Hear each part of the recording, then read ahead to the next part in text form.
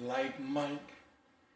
If I can be like Mike, I wanna be like Mike. Hey, you remember that, Skip? Huh? Do you remember that, Skip? I wanna be like Mike. I hope you did not forget Gatorade's slogan, theme song from Michael Jordan. Everybody in the 90s looked like this, with the bald head, wanting to be like Michael Jordan. Do you not remember, Skip? Please tell me you remember, Skip. All of America wanted to be like Michael Jeffrey Jordan. That's what was sold to us, Skip. To be, talk, walk like Michael Jordan. Do you know what that feels like as a kid?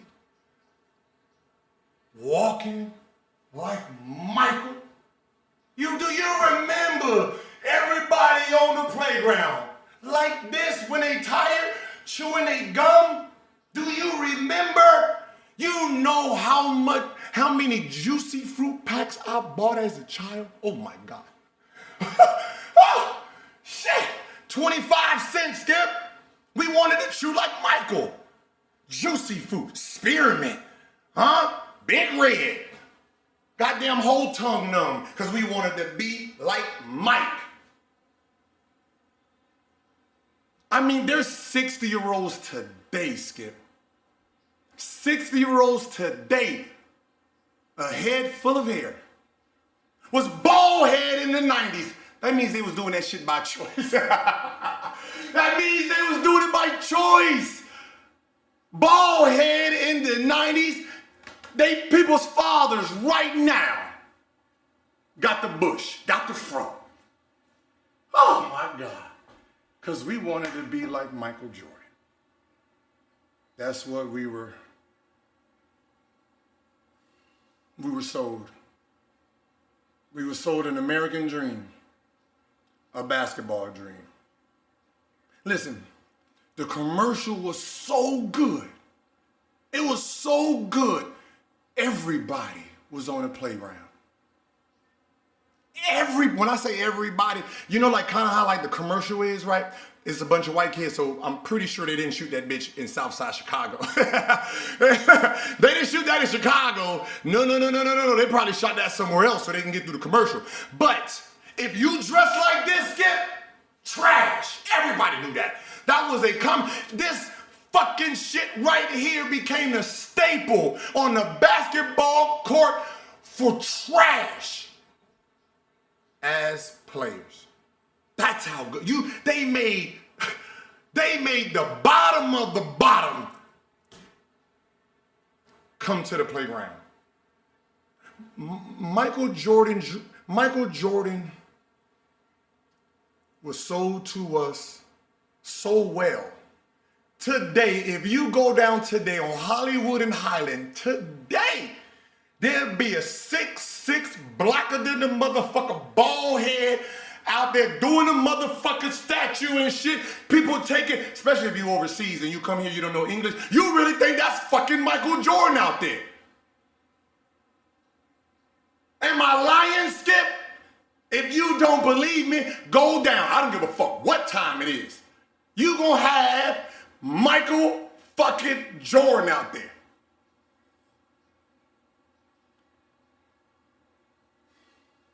And I'm pretty sure you didn't have this Michael Jordan problem, but the black community did. Brown community, couple hip hop whites, we called them wiggers back then. If you ever been to the barbershop, they have like a whole bunch of like phase. It's called the barbershop chart of haircuts, right? Michael Jordan was requested so much that the barbers had to be artists at the same damn time. Everybody wanted the logo in their fucking hair. They didn't want the part. They didn't want none of that shit. They wanted the logo. Oh man, listen, when I got my first logo, Skip, oh my God, I was so happy. Got it in the back, Skip. Got it because I wanted motherfuckers to see me when I walk like Jordan. Come to find out, my barber wasn't an artist. He wasn't an artist, Skip. I requested Jordan, and I think that shit was, I don't know if it was, it looked more like Kareem. It looked like kind of like the sky hook, right? Like he didn't have the full extent with, like my shit was kind of like the fucking sky hook, Skip. I got teased for about 2 fucking weeks.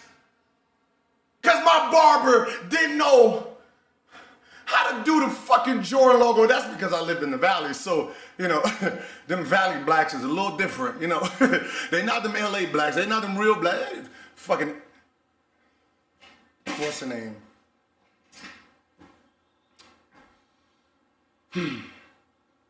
Skip.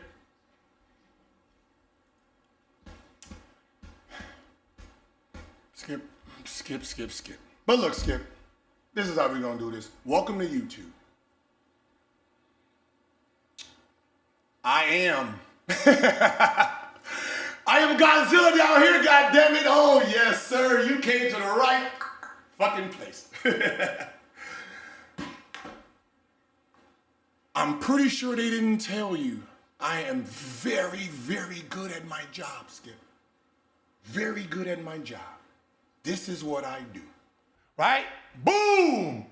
Y'all pulled it up. I found it, baby. Come on, look at it, Skip. Do you remember this, Skip? Read the ingredients, Skip. Calories, 23. Bing, right? Total sugar, swag, oh my God. Legacy sugar, huh? Highlight, clutch sodium, goat protein, and this one, when you go down a little bit farther, fan bias. What? Is that you, Skip? Huh? You drink a gallon of that goddamn Gatorade, you've been biased ever since, goddammit. You ain't been fair to nobody ever since you got this. To be honest, Gatorade, I think I'm gonna file a lawsuit for false advertisement. Because there's nowhere on this goddamn Gatorade picture of Skip Bayless in small print saying, if you actually try to be Michael Jeffrey Jordan, this motherfucker right here in fine print, his face but a little bit younger, saying he gonna ruin your career. They should have put that shit on the goddamn Gatorade bottle. We really believe, Skip, that we could have been Michael Jordan to get a rude awakening when we got to the NBA, if the ones who made it there, to try to be him and get our game depicted to save his career. Damn shame, Skipper. Damn shame. See, I didn't get my MJ towel, so I'm gonna just have to. Already sweating, Skip. But look, I hope y'all ready. I hope y'all are ready.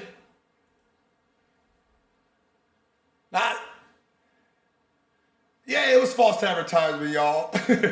Little hey, Skipper out here tripping. But Skip, listen.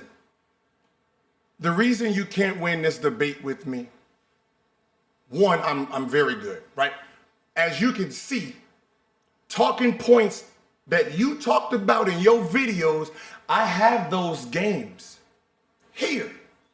Watch hours of film. But look, this ain't about who's number one, who's number two. No. I'm a Jordan fan. I got Jordan 1.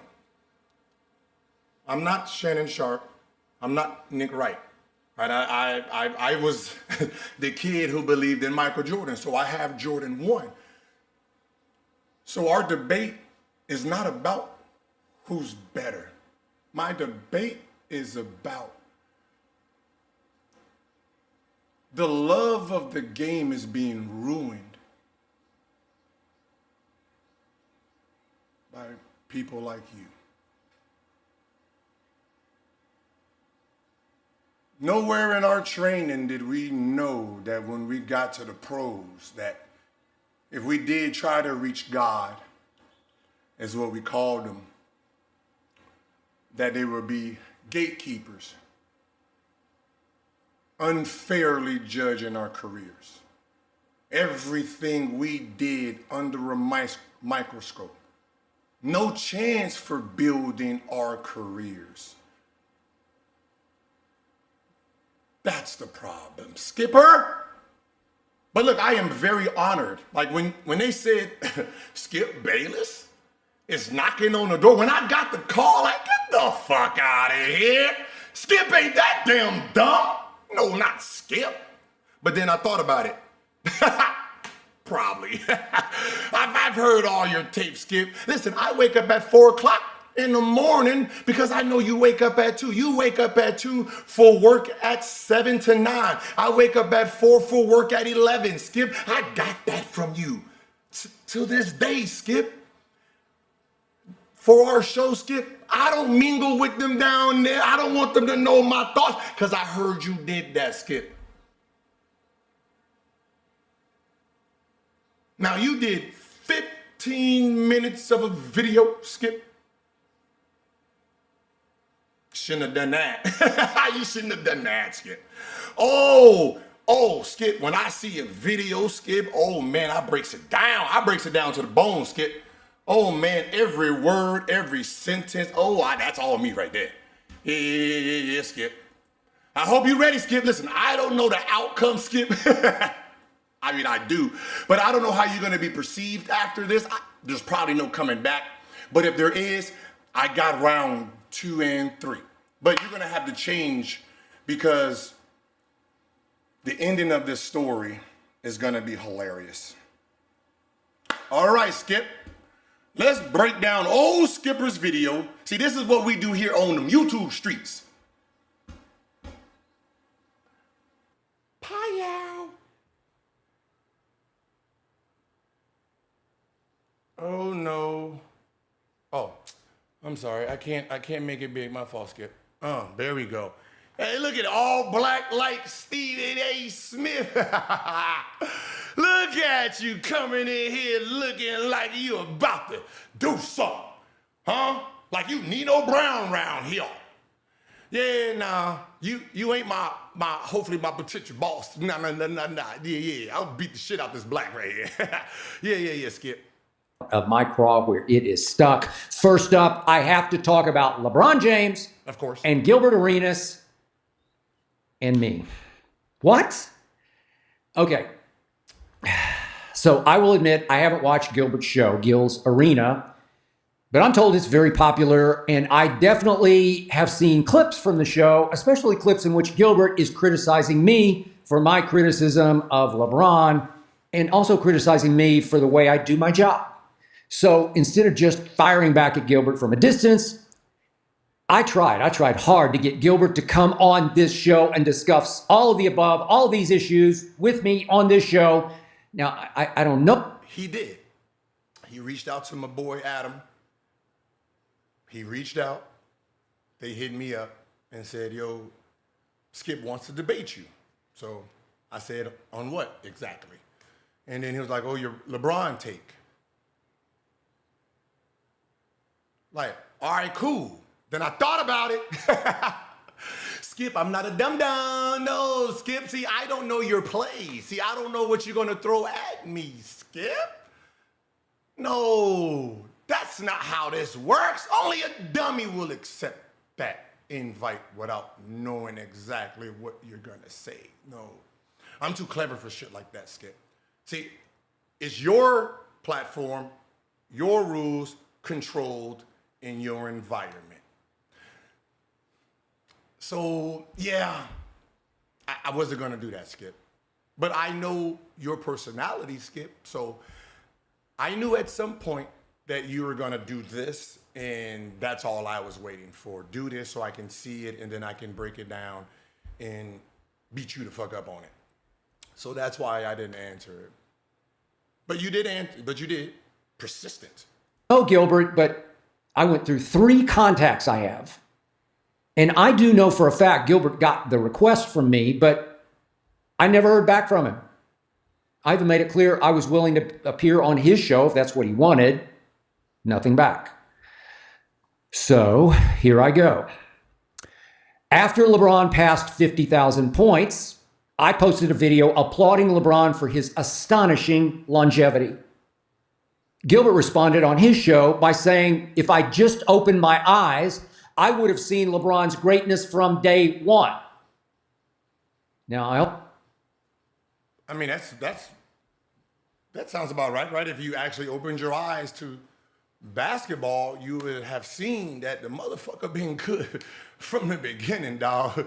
Like, I'm sorry, man. He was good from the beginning, man. All I'm saying is just open, right? I also saw a clip of Gilbert saying, if I dared to criticize Michael Jordan back in the day, I would have lost my job. Huh? Facts. Huh? And in the same clip, Gilbert said, I was one of those writers who didn't really love basketball, but just wrote and talked about the NBA to make money. Huh? I'm sorry, I am not going to sit still for any of that utterly uninformed slander. You know, I guess in this digital universe we all live in now, this lawless, wild, wild west known as the internet, that any commentator can get away with saying any old thing, any old day, but this commentator will call you on it. I'm going to hold you accountable if nobody else will, and that means... Hey, side note, Skip, hey, for a YouTuber, your shit nice, man. I ain't gonna lie, your setup is nice, dog. Like, your shit is nice, Skip. Not gonna lie. You, Gilbert Arenas, you did play basketball. But first of all, I don't like to be held accountable for shit. So you already started off wrong with me there. Pro basketball. But I'm not sure you know or understand pro basketball the way I do. Wait. Stay off the weed. How delusional, Skip, how delusional are you?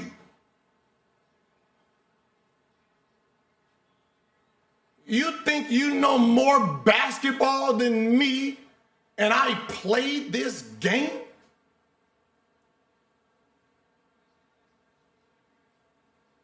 How the fuck? No profession. I'm sorry, I don't think anyone's ever told you this. You are a passenger on a plane. I'm the pilot.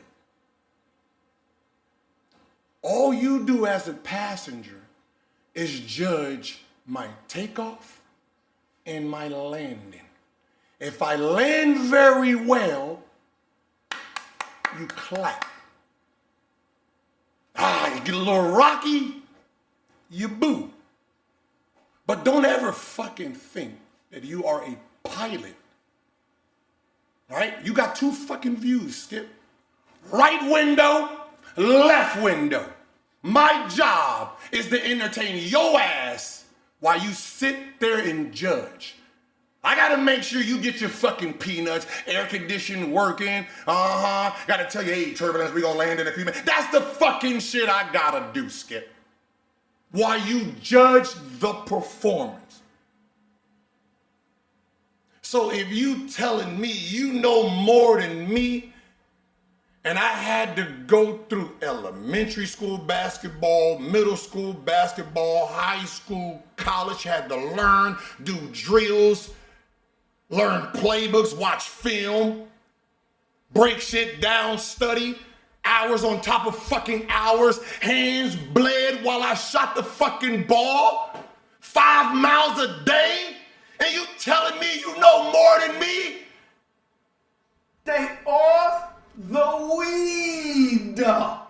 Somebody let you run with the bullshit too long. Skip.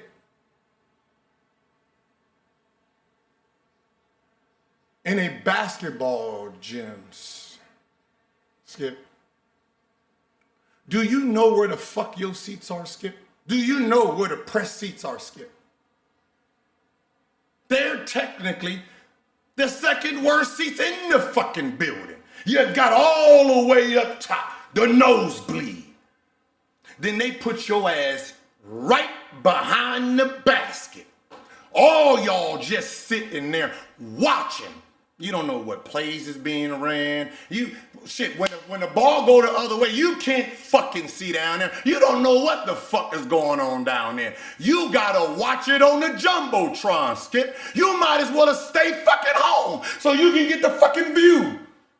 But you telling me you think you know basketball sitting where you sit, huh? Because you get a little fucking stat sheet to tell, oh, shit, he missed. Huh? Really? Get the fuck out of here, Skip. That bullshit. You got the wrong one today, partner. I'll demonstrate. I started covering the NBA out here in Los Angeles for the LA Times back in 1977. I wrote about the Lakers because I badly wanted to write about the Lakers, not because I had to. Gilbert, you can ask anybody I've ever worked with for many, many, many years. I did. I asked everybody who you worked with for many, many, many years. That's why I got your playbook, Skip.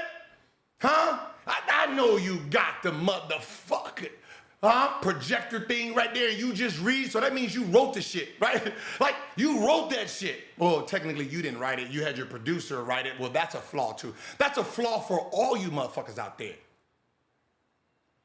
See, the problem with you guys and why you can't fuck with someone like me is this.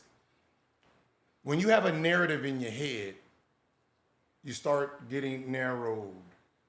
And then you start asking your producers for certain things that make your statement true, which means you are oblivious to everything else. That's where I come in at. I like the whole fucking Thanksgiving, Skip. I don't just like the wing or the little drum. I like everything.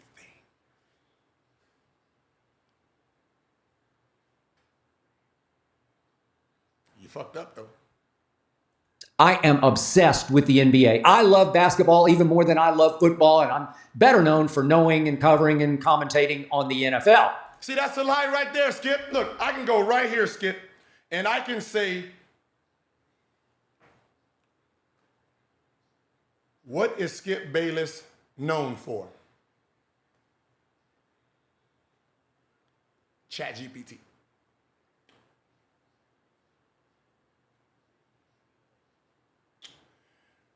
Oh my God.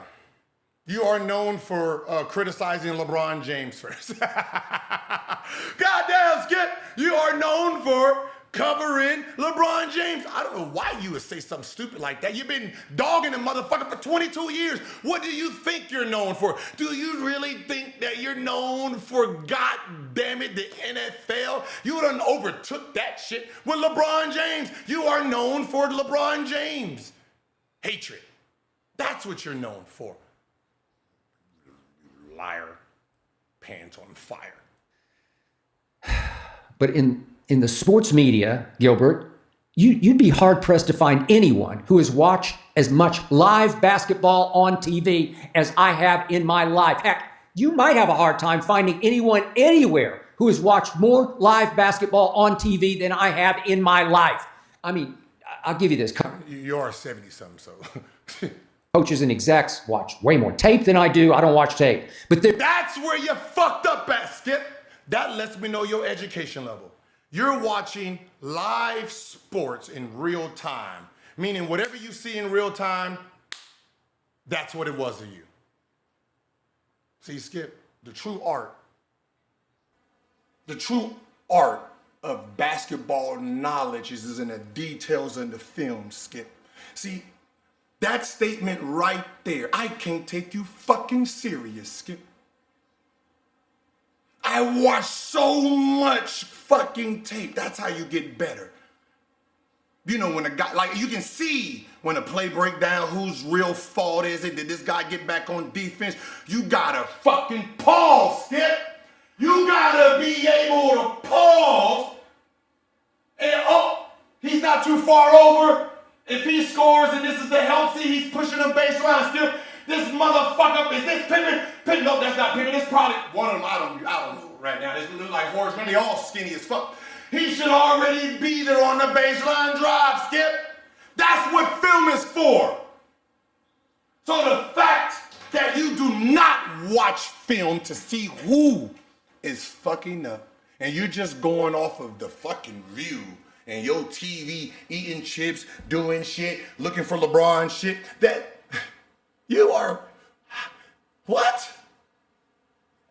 Hey, I'm gonna just be honest. Erase that shit. That, like, scrub that out. Please scrub that out. That is not a good thing, Skip. To be great, you have to watch film.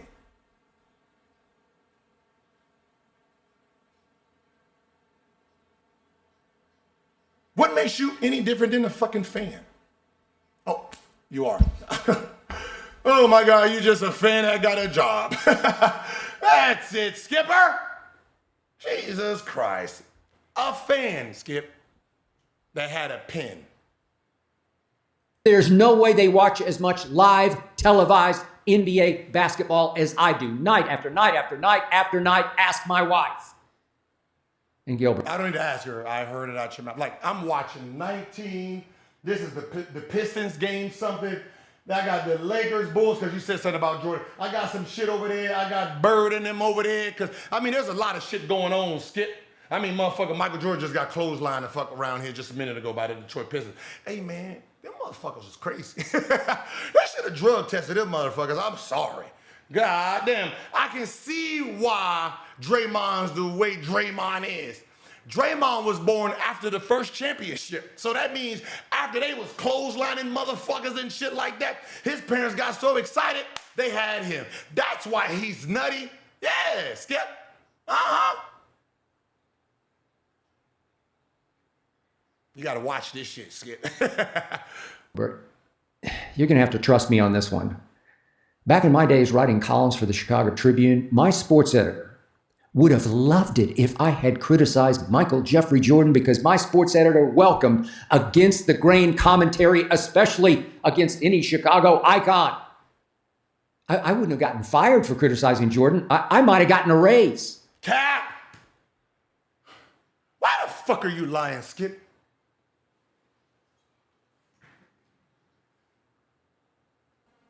Why are you lying to these fucking people, Skip? Do you not remember 1994, Skipper? Steve Wolf wrote that Sports Illustrated article about Michael fucking Jordan. You do not remember that, huh? Tell me if I'm lying, Skip. Sports Illustrated, Steve wrote an article. Bag it, Michael. Talking about Michael baseball career. Woo! He wasn't even talking about this motherfucker. He was talking about that motherfucker right there. Bag it. Jordan got so mad that he decided he would never do another interview for Sports Illustrated again. And Wolf got fired.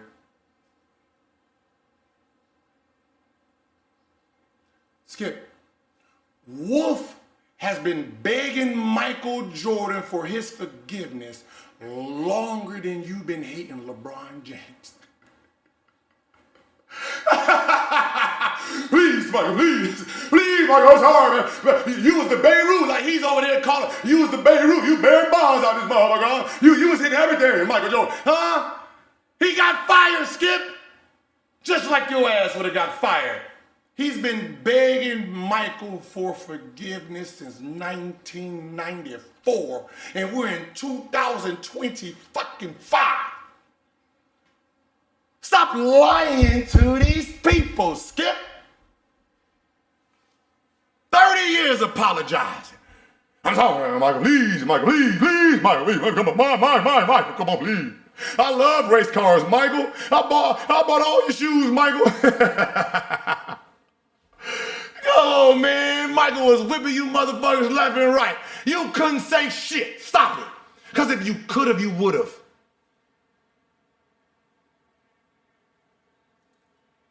Come on, Skip. You think your personality has changed? If you could have, you would have.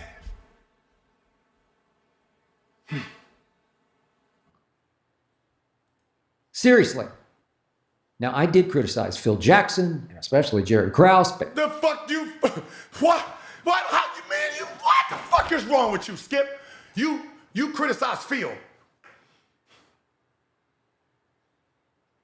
Phil was an assistant. In his first 4 years as a coach, he had 3 championships. Huh? The fuck are you criticizing? 3 championships in 4 years, Skip. Huh? Jerry Krause? What? What? Jerry, that's the last motherfucker you should be goddamn criticizing, Skip. What? What? First of all, with all due respect, he drafted Black Jesus. He's the one who drafted Earl McRoy. Come on, Black Jesus. You gotta give him some credit just for finding Black Jesus. Skip.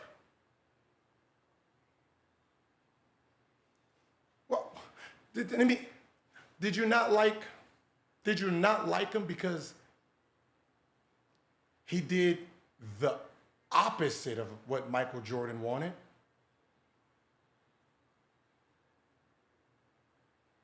Right? So who Michael was mad at is who you was mad at? Right? Him and Michael had a feud, which some people can really question who really had the winning mind. See, Michael wanted his friends, Jerry wanted rings. And that was the beef. So I'm not gonna say it because MJ's my nigga. But what I'm saying is, they got rid of Collins and got Phil. They got rid of Oakley, got Cartwright, right? You got Pippen there, Horace Grant. How do you get mad at them? The team he made, the shit you brag about, that was Krause. Is MJ still mad about when he broke his foot and Jerry created load managing? That's where load managing came from. When MJ came back his second year at the end, and he 7 minutes a quarter, get your ass out. Right? He's still mad about that? No, come on. Come on. Got Tony Kukoc dead, man. Brungen Dennis Rodman. Found Scottie Pippen. Shit, Seattle Supersonics drafted him. Fuck that. Traded his 8th pick for Scottie Pippen. Come on, man. You can't be mad at him. That don't even make any sense. Michael Jordan? Hey, I just say what I see. I write what I saw, and I had never, ever seen anything like that man on a basketball court. I saw nothing but greatest ever. I saw 6-0 in the NBA Finals with 6 MVPs. I saw the mentally toughest competitor ever. Wait, Skip. Did you only start watching in the 90s? Skip, hold on, Skip. What is that? Hold on, Skip. Hold on, Skip. Did you only start watching the Bulls in the 90s? Like, cause you just said you seen them 6-0. You didn't see first round knockout year after year after year, right? Right? Like, how do you just pretend that this didn't exist? Right? He was 1-9 in the playoffs. You don't remember that. Lucky for me, Skip, I did some digging. Now, you said mentally tough. Listen, you can judge this, Skip, not me. I am not gonna, no, not me, Skip, not me. April 20th, 1985, Skip. Now, you tell me if this is mentally tough. This is not my judgment here, Skip. Hold on. Let me make sure, Skip. Just so you can see the article, right? It says, the truth of it is, pain slows down Michael Jordan.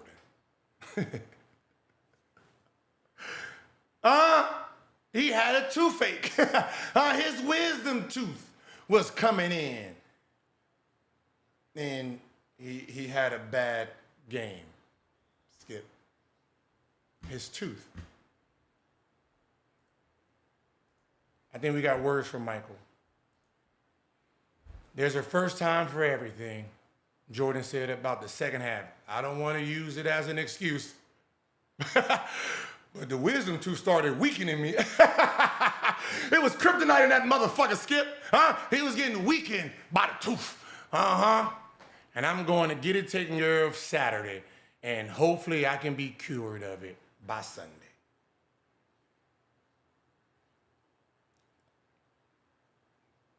I don't know what that classifies, Skip.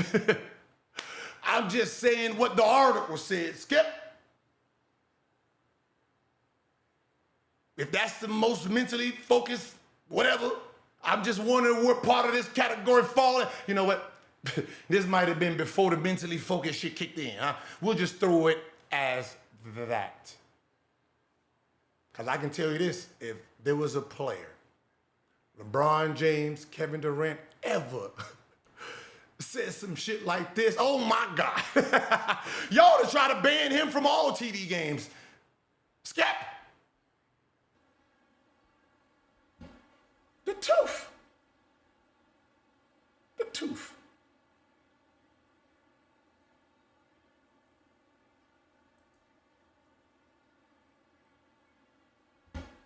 Oh, shit, my bad.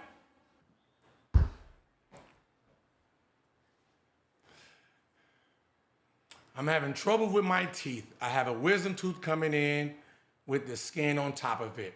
They are taking care of it tomorrow. It bothered me a lot. It really bothered me in the second half. So, I mean, the first half must have been good in the motherfucker, Skip. It just only bothered me in the second half. It really kept me from getting into the game. I can't remember ever going to half without a basket.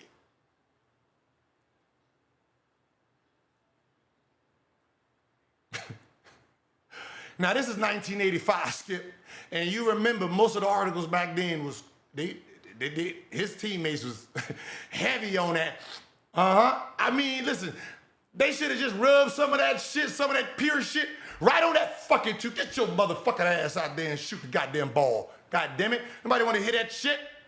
But they was probably higher than a motherfucker anyway. They ain't know what the fuck was going on. You better, hey, like the parents do, man, when our teeth come, they better put some Hennessy on that shit, man, and get your fucking ass out there. Nobody want to hear that shit. But hey, you said it, Skip. Not more. Not more. 6-0. That's all you see. Okay. The coldest-blooded basketball assassin ever. I saw the greatest clutch player ever in any sport ever. I mean, what was there to criticize, Gil? Michael definitely had his issues off the court, but none of that affected how he played, how he won, how he dominated physically and psychologically. I've been doing this for a long time, and I have never seen anything in any sport like Michael Jeffrey Jordan.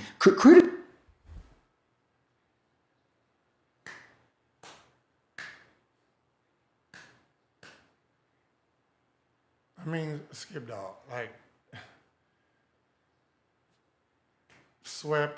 Boston swept, Detroit 1-4, Detroit 2-4. I mean, he did give it Detroit 3-4, shot 39% in them losses. Why do y'all pretend Jordan won his championships against Larry Bird, Isaiah Thomas and the Detroit Pistons, Magic Kareem and that Laker team? Like, why do y'all pretend that he actually beat threats? It's weird. It's weird how you sell us something that's not actually real. He didn't beat Larry Bird.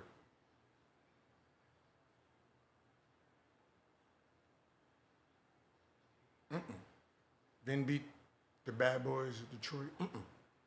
Nah, see, the only thing that helped him with the Detroit was the expansion. Yeah, expansion, when they diluted the teams, and then, you know, you got to pull people off the Detroit Pistons, right? Get some of them bad niggas out of there. Rick Mahorn, get the fuck on out. They start moving them big bodies out of there. Skip? Criticize him for what?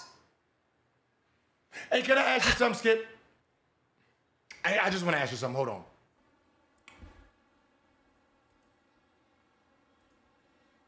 Hold on, Skip. Now, I'm wondering, could you criticize him for this?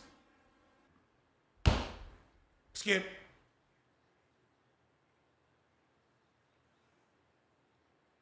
Jordan would welcome Bird. There have been some suggestions in Boston that Celtics should trade Larry Bird. A suggestion the Chicago Bulls' Michael Jordan considering idiotic. If they want to trade him, Jordan said, smiling, we'll take him. Jordan was informed that even if the Celtics would trade Bird, it might be hard for the Bulls to get him because of salary cap. Jordan said, I'll take a pay cut. I mean, he was only making $3 million at the time, but I get what he's trying to say. I'll take a pay cut. I make enough money on outside stuff.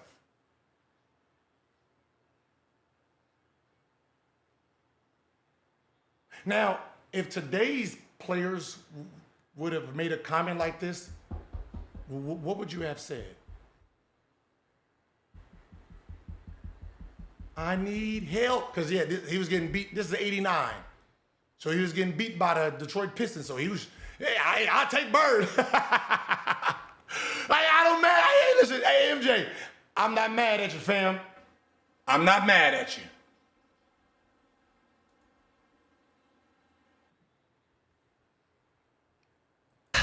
For 20 years, I commented about LeBron James on national TV. And now I'm 6 months into critiquing him on this digital show and in all my videos that I post. Wait. You telling me, ever since you've been on YouTube, that's all you've been doing is criticizing?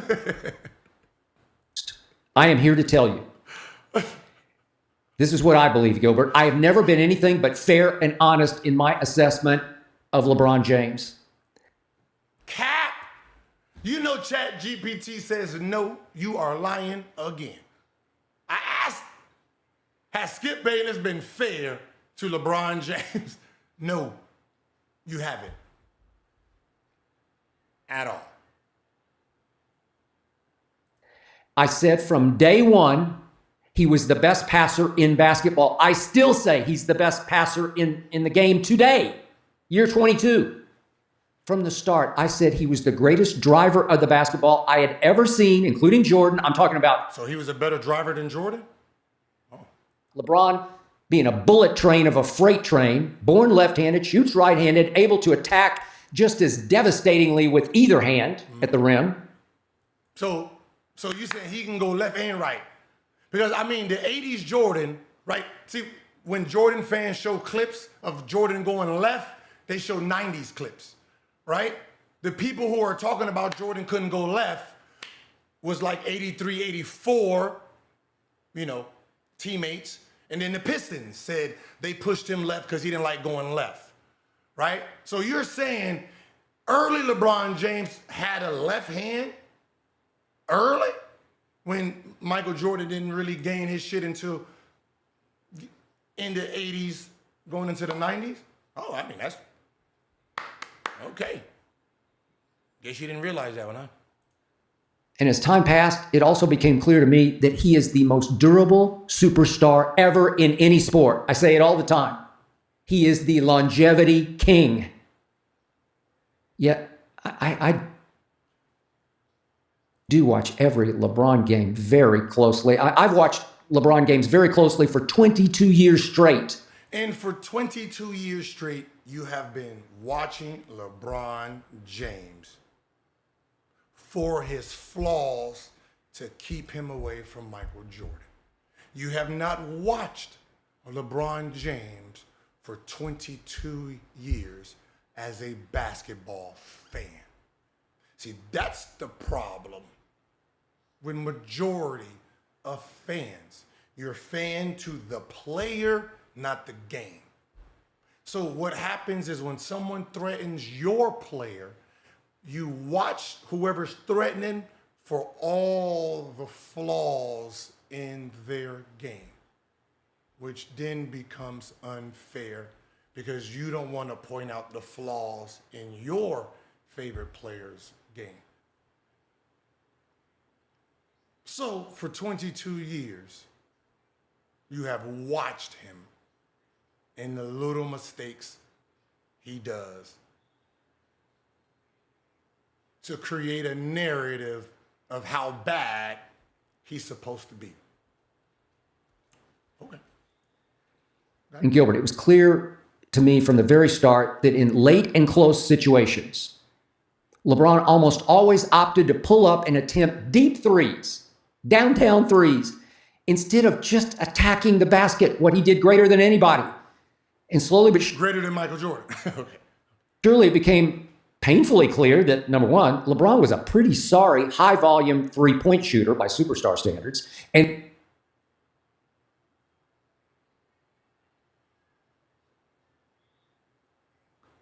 is Michael Jordan a superstar?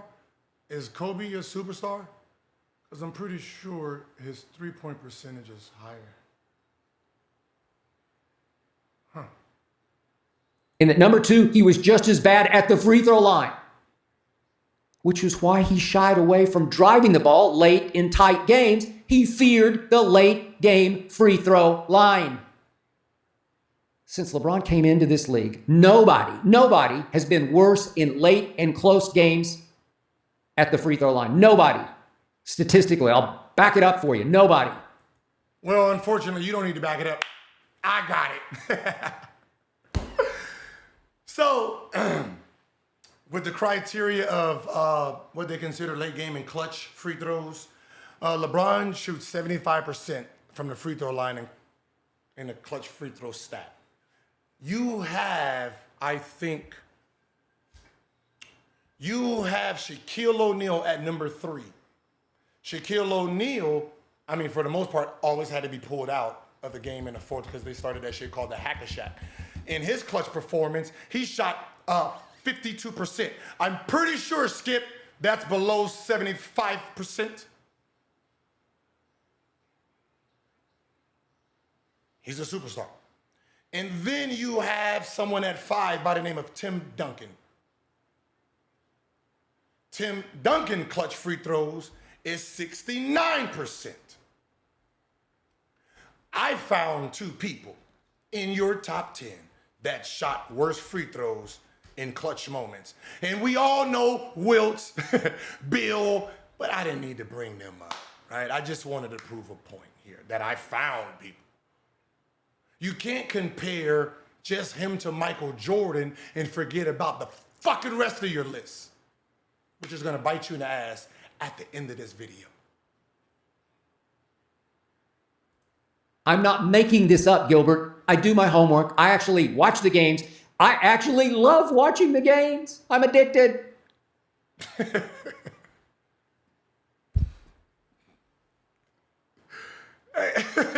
No, the way he said it. No, the way he said it is funny. I'm not gonna lie. He probably because he got on Jordans because it's St. Patrick's Day, so he must have clicked his Jordans together. Hey, I'm addicted, right? Because it's the green and white joints, smooth. I don't know if you remember this, Gil, but in the 2009 playoffs, I'm watching closely. LeBron's Cavs blew a 2-1 games lead, 2-1 up. That was against the Celtics.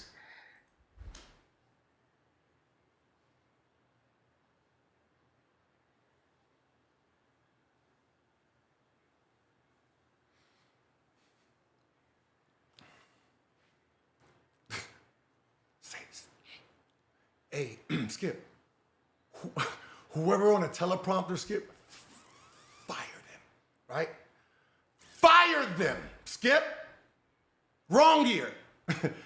2009 was was the Magic. That was the Dwight Howard and them, Skip. It's 2010 was the Boston Celtics. Come on, Skip. God damn it. Listen, you wrote this shit down. You studied this shit. And you're on the wrong year. You can't do this, Skip. Not against me. By losing games 4, 5, and 6. And would you believe LeBron's owner, Dan Gilbert, soon accused him of quitting in that series? Can you imagine Jordan ever? You didn't say, correction. It wasn't soon quitting, like he didn't do it in the game. He waited till he left. He left, and then that's when Dan Gilbert, came out with his article. Being accused of quitting, especially by an owner? I mean, because you threw the last part in by an owner, you saved yourself. Because, the baseball, right? He quit, and then he quit in the middle of the season, right? And then,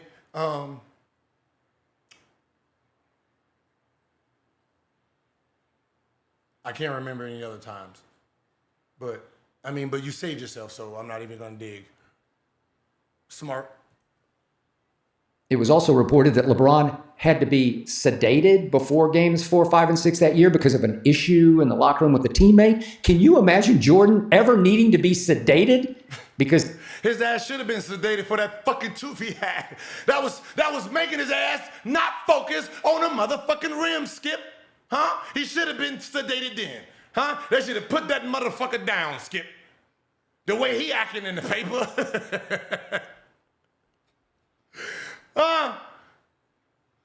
because he was having a problem with a teammate. Now, maybe that teammate would need to be sedated. Oh, yeah, I'm pretty sure if LeBron would have motherfucking knocked that light-skinned motherfucker out, there would have been another issue, Skip. Huh? If he would have been like Jordan and slapped somebody, because y'all pretend that didn't happen. If LeBron would have slapped a teammate, that would have been a problem, Skip. He'd need smelling salts or he'd need a new team. But not Jordan, not that way. What? Then came that first fight. Well, I don't know if his teammate was sedated, Skip, but I can tell you, Skip, that whatever happened between the two, it affected LeBron, but it affected Delonte West also. That motherfucker game, what'd you say, 4, 5, and 6? He scored 1 bucket combined in all of them motherfuckers. He was gone. I don't know what Bron said, God damn it, but I can tell you basketball was the least of his worries. 1 bucket in 3 games.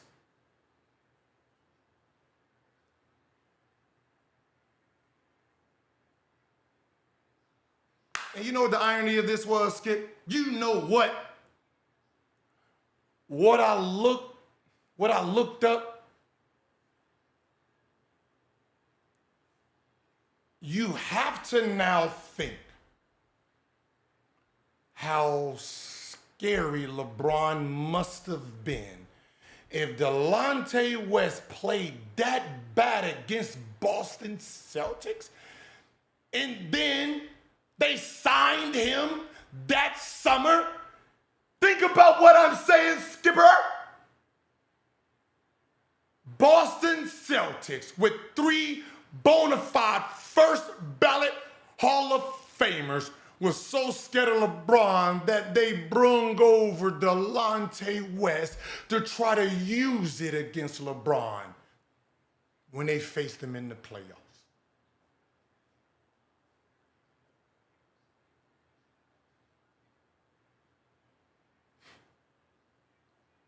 You didn't see that now, did you? Nope. Okay, let's keep going, Skip. Finals with the Heat.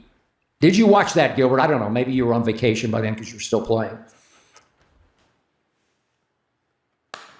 Hey, Skip. Hey, that was a good one, Skip. You know damn well I was locked in, Skip. Skip. I was locked in. No, literally, no, seriously. I was actually locked in, Skip. Because, you know, I just got out of the halfway house, Skip. I just hit the street, Skip. Yeah, I just hit the block. I'm free. Yeah, Skip. I just got home. I was free about a good about 2 weeks, Skip. Yeah, no. Hey, Skip, I wasn't no house arrest, but I wasn't going out fucking side. I can tell you that. No. I had 3 years of probation, Skip. And I was not gonna break it for nothing, Skip. So I was locked in though, huh? I was locked in. I wasn't on vacation. No. I was locked in, boy. Woo! And because I had 3 teammates, well, at that time, ex-teammates, because when I got locked up in a halfway house, right? They got traded to Dallas. So my teammates was playing against LeBron. Yeah. So, because I wasn't a LeBron fan, brother. Right? So my teammates was out there spanking ass, baby. Celebrate. You remember Deshaun? Huh? Kiss Dirk. Right? You remember that? You remember that day? Yeah. We in that motherfucker clapping. Yeah, we got get back. Huh? Karan, Deshaun, Brennan Haywood. Yeah. Mm-hmm. The chosen one, as he proclaimed himself, became the frozen one in games 4, 5, and 6 as the Heat blew a 2-1 lead. LeBron couldn't shoot. He averaged 5 turnovers a game for those 3. Not exactly Jordan-esque. Tell me I'm wrong, Gilbert. If Ray Allen hadn't hit the greatest clutch shot I have ever seen, LeBron would be 3-7 in the finals. Okay, well, first of all, motherfucker, you can't do that, right? You can't say, what if he didn't do something? He would be, right? Because, I mean, it's easy to say, well, if Kevin Durant never went to Golden State, he could have had 3, 4 more championships. Sounds dumb. But Ray Allen saving LeBron James. That's what you saw. See, that's what all Jordan fans and LeBron haters saw. They saw Ray Allen as a teammate doing what he's supposed to do, right? When Kerr hit his shot, good teammate. When Paxson hit that shot, because they were down. Jordan had the ball. Jordan passed the ball up. Jordan did not go get it, right?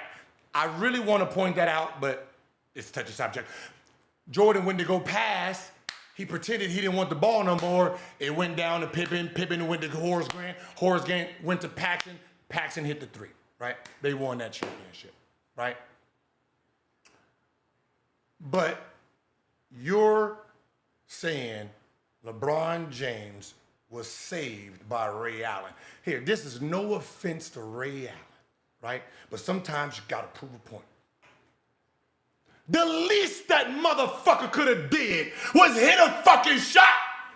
Skip, are you kidding me, Skip? The least he could do. It was the only fucking 3 he made all night. And God bless his ass for hitting that shot. But that's the least that motherfucker could have did. Is you crazy? The Heat scored 27 points that quarter. LeBron James scored and assisted on 22 of it before he hit the three. Let that sink in your fucking sinkhole. That means LeBron was out, that motherfucker scoring and dishing. 22 of the team 27, and the three was part of it. And you're saying Ray Allen saved him? That's the least that motherfucker could do. When you was watching the game, Skip, did you not notice LeBron James himself outscored and assisted the fucking Spurs by himself? The Spurs scored 20 points in the quarter. LeBron had 20 fucking 2. But you only remember Ray Allen.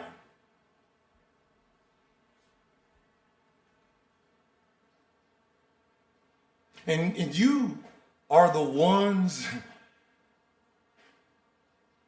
dictating people's careers? And that's what you seen?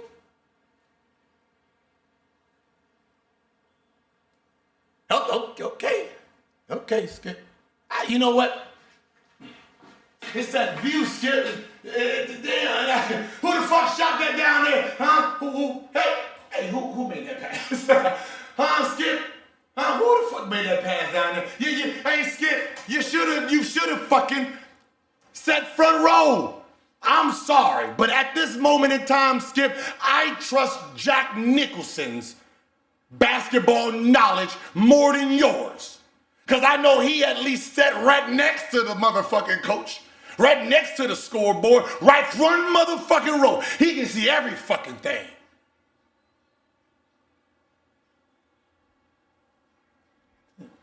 They should revoke your fucking seats or upgrade them or something. This is crazy. 3-7. Do you remember how LeBron unraveled in the last 3 minutes of that Game 6 in Miami? I was there. I'm watching closely. I remember because there were 3 unforced error turnovers by LeBron James in those final 3 minutes. Then he... 3 minutes, it was 2. It was 2. Mario Chalmers was one of them. I know all black people look alike, but there's a difference between this big motherfucker and that little motherfucker, Skip. You can't give every turnover to LeBron James. I know you want to, but you can't. He had 2. Chalmers had 1. Well, listen. Y'all gotta stop doing that shit. If the team lose, you blame the star player. If the team wins, you give credit to the fucking teammates who fucking hit 1 shot in the goddamn whole second half. Well, he had 2. He had a layup early, and then he had the 3. So 5 points. Least he could do. Y'all are so biased, man. It's crazy. He LeBricked the tying 3, only to be saved by Jesus Shuttlesworth. Boom. Tell me I'm wrong, Gilbert. Like, you forgot all of what happened in the fourth quarter. That's crazy. Like the 3 before that, the layup before that, the block defensive shot down on the other end. You missed all that, huh?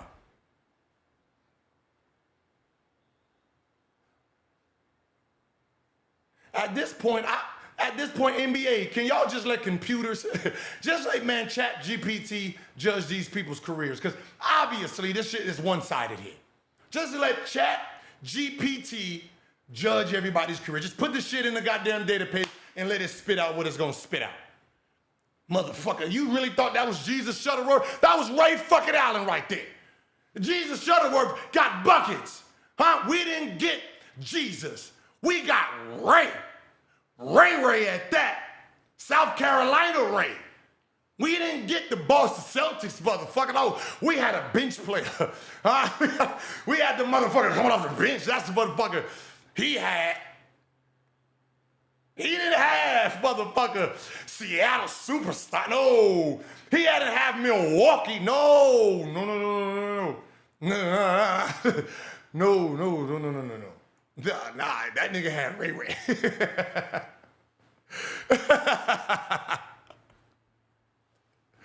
Oh, shit, Skip. But, hey, I get it, Skip.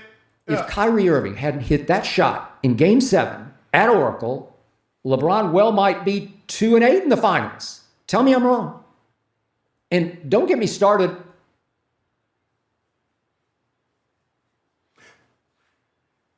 The fact that LeBron had a triple-double is meaningless to this man. The fact that he had 27, 11, and 11, it doesn't matter to Skip.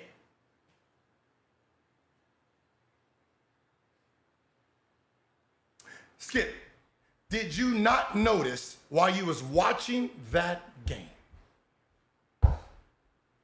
that LeBron scored and created 13 points in that quarter, which was exactly what Golden State as a team scored in that quarter, 13.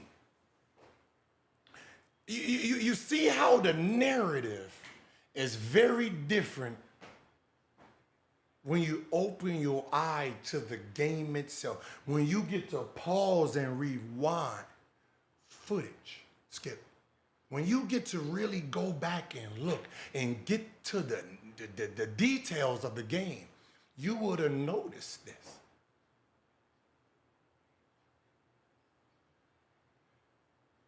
You see how the man's career sounds a lot different coming from a basketball fan.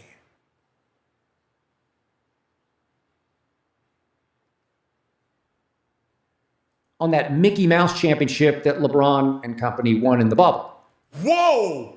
Don't you do that, Skip. No. Don't get me started on that Mickey Mouse championship that LeBron and company won in the bubble. No. No.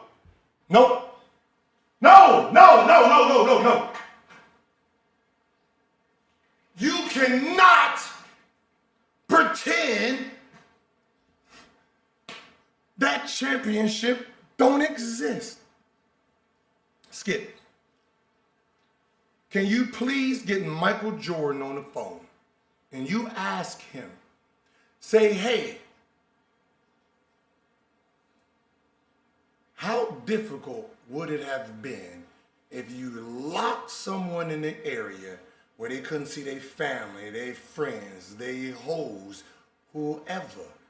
They just had to focus on basketball, getting in shape, watching film, getting to know their teammates, and only focusing on the game. I'm pretty sure Dennis Rodman couldn't have done that, right? I'm pretty sure Jordan, they had golf, so he probably could have did that. But every NBA player, Skip, every NBA player has said that shit was hard. Because for the first time, you was locked in and all you had to do was focus on the sport. Now, when it comes to the bubble, Skip, you better change your motherfucking tone, Skip. Because I remember, Skip, that we was in the middle of COVID. We was looking for entertainment, Skip. People podcast, motherfuckers coming in, and then they said the bubble is coming. Basketball is coming back. Tell me I'm lying, Skip. We wasn't fucking excited. Don't you lie. Don't you lie and say you was not excited. Game 1, Skip. Do you remember the first day, Skip? The big three? Joel Embiid, fucking 41 and 21? Huh? Do you remember Ben Simmons out that motherfucker 19 and 13? Toby? You don't remember Tobias Harris?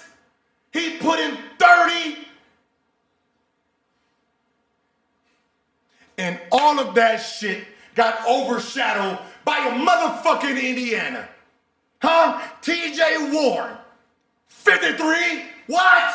53? Man, we thought that motherfucker was T-Mac. We thought it was T-Mac out that motherfucker, Skip. That was the first game, and this is the fucking excitement we got, Skip, from the bubble. Do you not remember? I mean, come on. When was the last time somebody was excited about Indiana?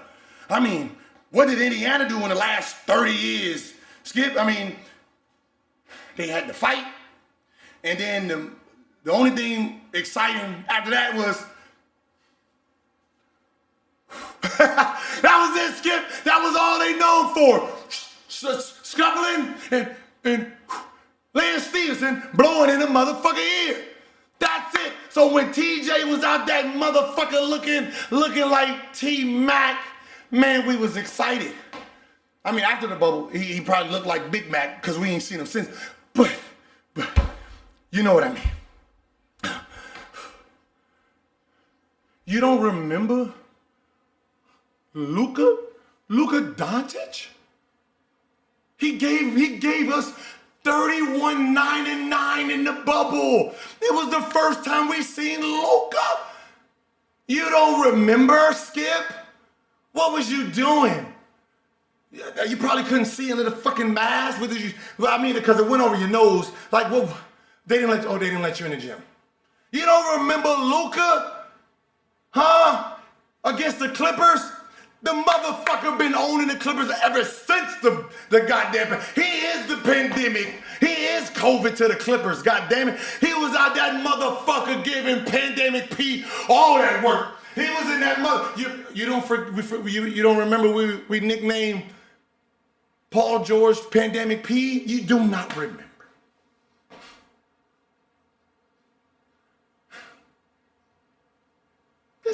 Y'all remember Pandemic P? You remember what Luka was doing? How come the fans remember this?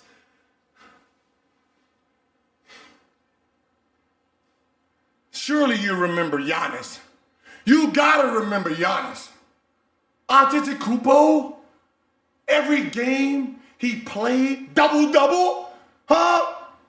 Double-double, the double-double machine, the Greek freak. He would have had 9, but he got hurt. He only got to play 11 minutes. Had 19 points, Skip. Oh, they couldn't stop that motherfucker for shit. He had to be hurt. Skip, you do not remember? The motherfucker Giannis was balling so much. The confidence he got translated to the next year, Skip. Do you know what happened the next year for Giannis? Championship. Championship, Skip. What he did in the bubble gave him so much confidence that it led to a championship the following year. You probably don't remember that. Do you remember Devin Booker? Come on. That sorry ass Suns team that they put in, and Devin Booker showed fucking out. Please tell me you remember Devin Booker. You remember the game where whoop, whoop, whoop. You remember that? Huh? That was Jordan like. Added with a little bit of spice. He went 8-0 in the bubble. Please say you remember that. This is just not all a dream, Skip. 8-0 in the bubble. Guess what that did to his confidence, Skip?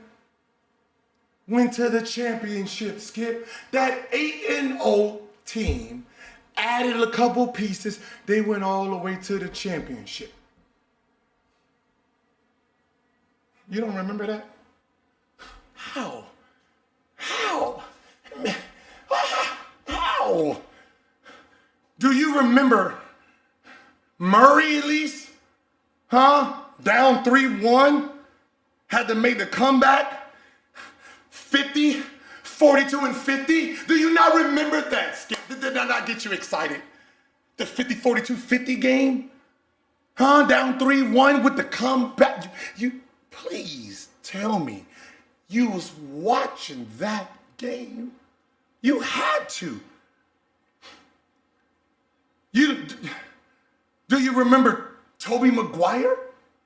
AKA Spider-Man 2, AKA Donovan Mitchell. Please tell that Spider-Man, that motherfucker was everywhere, Skip. Come on, Skip. Come on, game 1, 57, Skip. Come on, goddamn. How do you not love the bubble? 57, Skip. First game, Skip, 57. 51 and then 44. God damn it, we had 4 50s in the same series.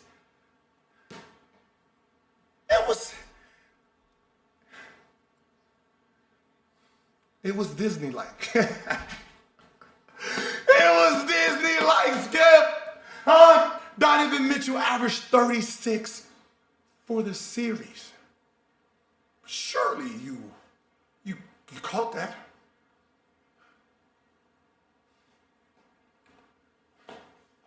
Last but not least,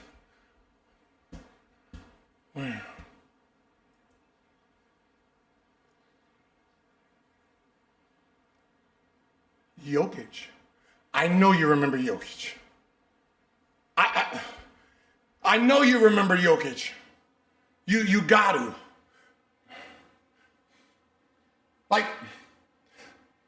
it makes sense today if you watched Jokic then, right? Do you remember, because they still talk about it. They still talk about it today, how Dwight Howard shut his ass down.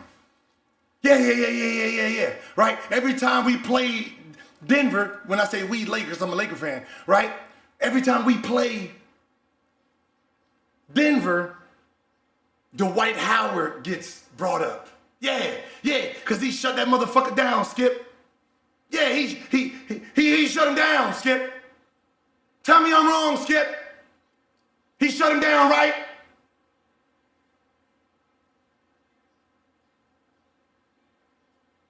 What you haven't noticed, since the bubble,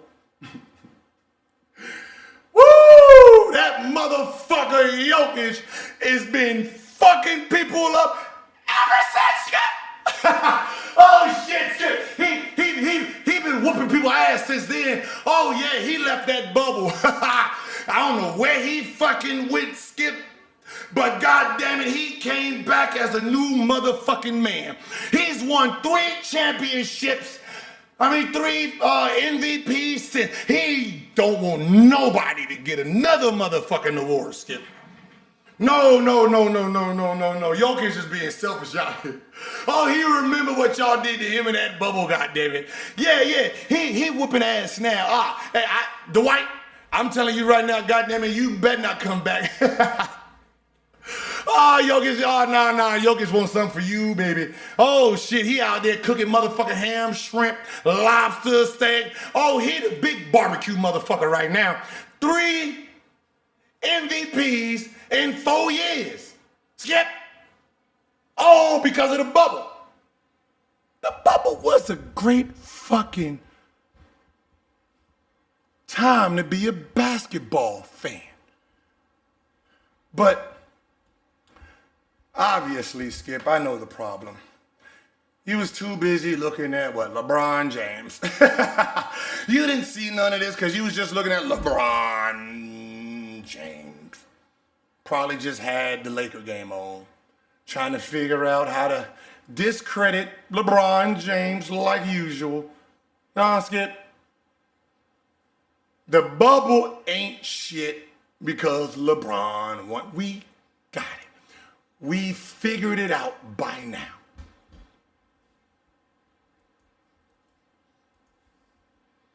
It's a damn shame, Skipper. Let me see where we at.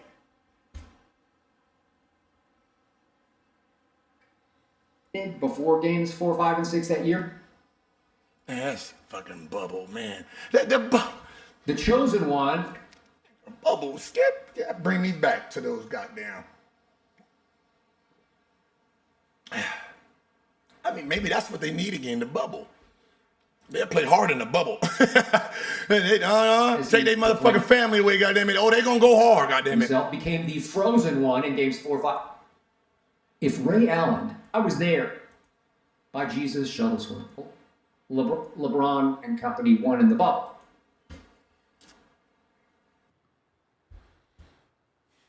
Man, Skip, you see how excited I got thinking about the damn bubble? Man, it was fucking good ass time, man. That was a great ass. But hey, I don't want to waste any more of your time. So let's just fast forward to the 2023 conference finals. LeBron's Lakers right there, entering 4 straight fourth quarters against the soon-to-be championship Nuggets. And in those fourth quarters combined, those 4 fourth quarters combined, LeBron James, I'm not making this up, not exaggerating, shot 7 of 23 and 1 of 10 from 3. The Lakers lost. You okay, baby? Okay, thank you. Woo! She ran right into the wall trying to sneak out. She came and gave me some water. Appreciate it, baby. Yeah, she hit her motherfucking head. I hope she don't rewind this back. See, I'm laughing at her. All 4 games, including the closeout game 4 out here in LA, when in the final seconds. Wait, you know LeBron averaged 27, 10, and 9 the first time around at the age of 38, Skip.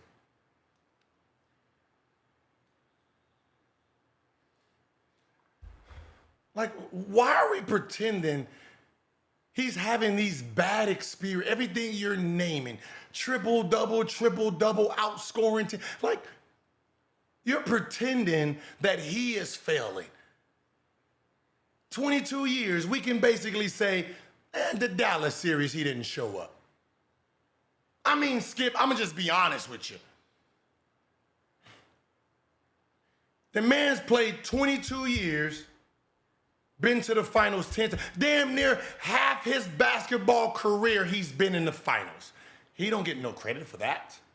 Half of his fucking basketball career has been in the finals.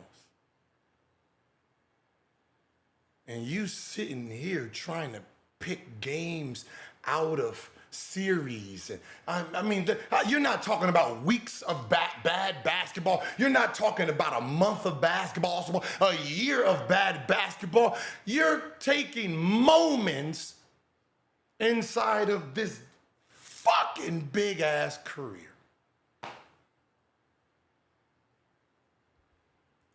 LeBron had 2 shots to tie and failed to get either shot up to the rim. Either one didn't hit the rim. Then last year in the first round of the playoffs, surely you were watching these games, Gilbert. Yeah. Lakers at Denver. Here we win again. Game 1. And LeBron pouted and mostly refused to shoot in the fourth quarter of a very winnable game. I don't know, presumably because he'd taken so much criticism for his fourth quarter performances or lack thereof against Denver in the previous playoffs. I don't know what was going on, but it wasn't exactly goatish. Then in game 2 last year at Denver, in the final seconds, LeBron bleeping James wound up with a wide open 3 to tie. A virtual free throw from the 3-point line. It opened 3 seconds. LeBron bleeping James wound up with a wide open 3 to tie. A virtual free throw from the 3-point line, and he missed it. Skip.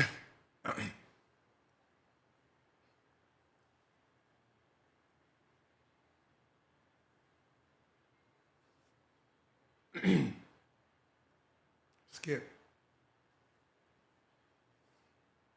The score was 99-99 when he missed that 3, Skip. You said you was watching. Do you not remember tie game? He missed that. Then Murray came down, got 80, hit the game winner. Do you not remember that? No. I mean, you remember him missing. So you done created a fucking scenario that don't even fucking exist, Skip.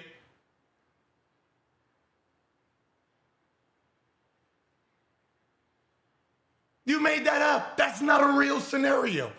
The score was 99-99 when he missed that wide open 3. And then you said, Jordan makes that shot. Kobe makes that shot. Heck, you make that shot, Gilbert. You tried to get me with you would have made that shot. Of course I would have made that shot, Skip. You trying to get on my good side, Skip, by giving me a compliment. Of course I would have hit that mother. What? Of course.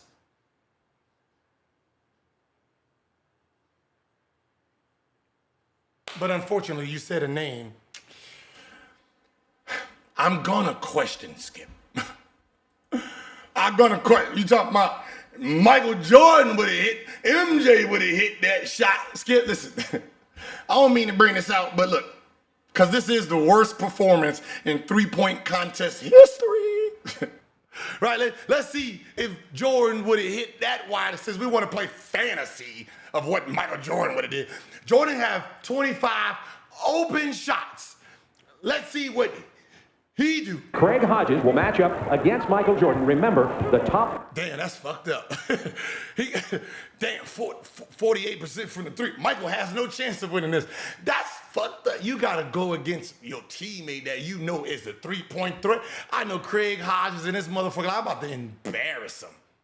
He did. For advance, Craig Hodges this year shooting 48% from three-point land. And as we look at both of these compete at the same time, there's Michael Jordan.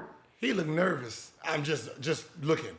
Doug is going to be following Craig Hodges, who he coached last year in Chicago, and Steve Jones is going to be keeping a close eye on Michael Jordan. 60 seconds. Hey, Skip, because it's like from back then, I don't. The one who's missing all the shots, that's Michael Jordan, okay? Not the one who's putting it in, the one who's missing, just in case you getting confused because they both got on Bulls jerseys. To shoot, there are 5 racks, 5 balls on a rack. We're underway. Craig Hodges loves his corner shot. Usually he really gets off to a good start. Jordan missed his first 2, and now he's warmed up, and I think, it's just the fact that this is new competition for him. Craig Hodges hitting 3 corners, including the 2-point ball. Craig Hodges on the roll now, hitting 4. Hold on, Skip. I'm gonna just be honest. Looking at this shit, Skip, why do we want to be like Mike? Why do we,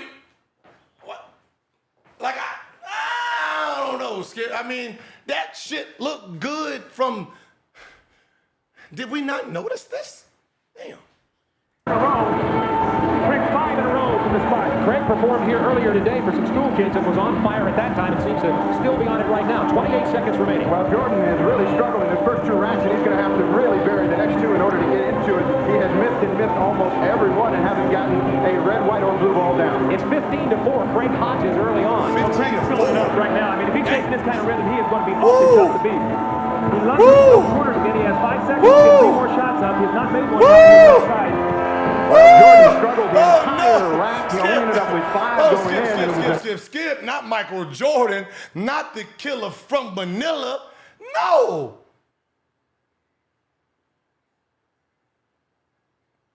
Killing his veins. Wide open.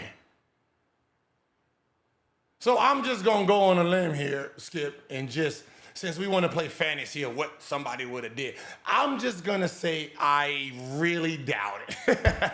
I really doubt it, okay? I'm just gonna, I mean, I have that opinion, right? You have an opinion, I have an opinion. My opinion just goes with a man who was wide open from the 3 and he's smiling like he happy he made 5. Like, thank you. Thank you, Lord. Woo! Where's the dunk contest? Let me do some shit I know how to do. Skip.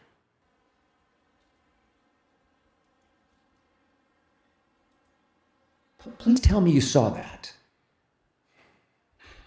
Now, when LeBron was great against the Baby Thunder back in the 2012 finals, I raved about it. And when he was the greatest he's ever been in games 1, 2, and 3, without Kevin Love, without Kyrie, that was in the 2015 finals, I stood and applauded LeBron bleeping James. But yes, with game 4 that year in his house, with a chance to step on the Warriors' throats, LeBron was awful in that game 4. He made only 5 of 10 free throws. Tell me you were watching. And here we went again. LeBron's team lost games 4, 5, and 6 as Andre Iguodala was the MVP.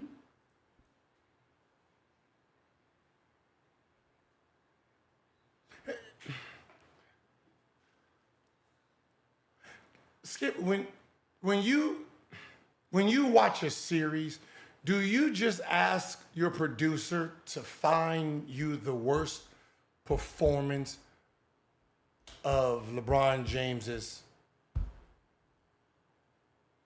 playoff experience? Like I was wondering why, like game 4, right? It was the worst, right? He had 28 and 12.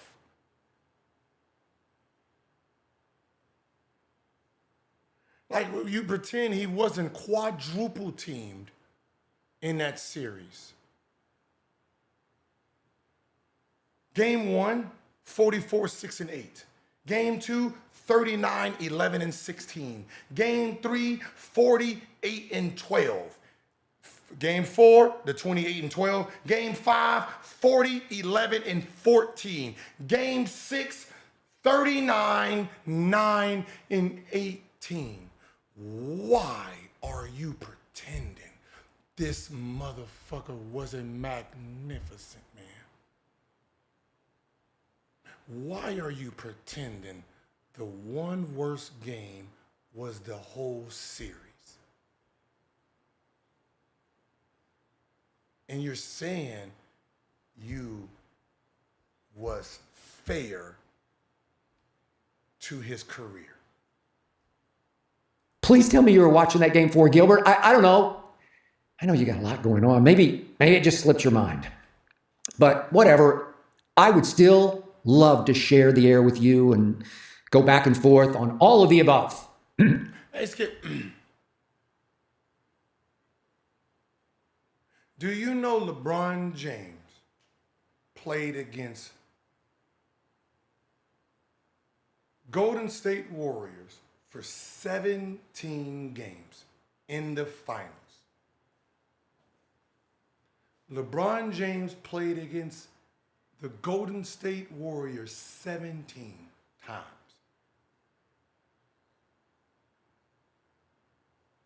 Added with Kevin Durant, first ballot Hall of Fame.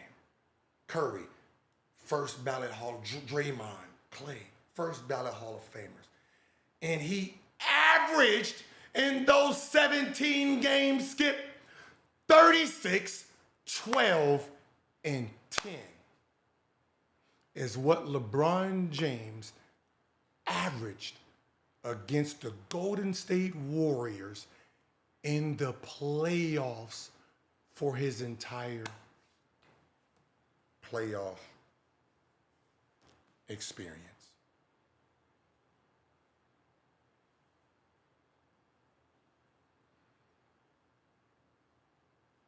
Skip.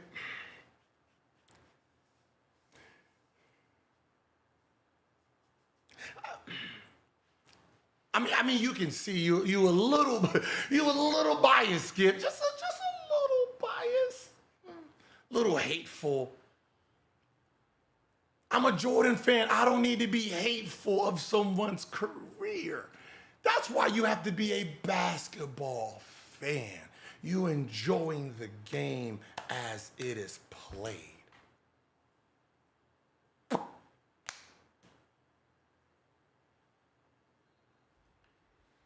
Now, Skip, 6-0 versus 4-6. Now, okay, Skip, let's try this, Skip. History is history, can't rewind it. Now, I decided that I was gonna go do some digging. And I wanted to know where every championship team ranked and the opponent they are ranked against.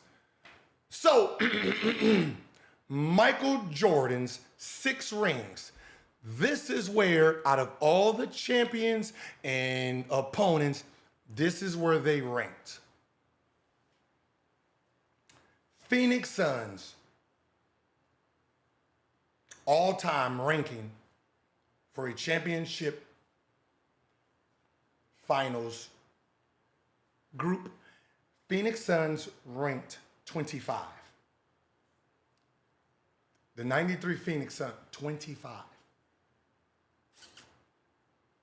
91 Lakers, they ranked 30. And whoever ranked this, did you add in the fact that Byron Scott was in and out, James Worthy didn't play? It was just Magic.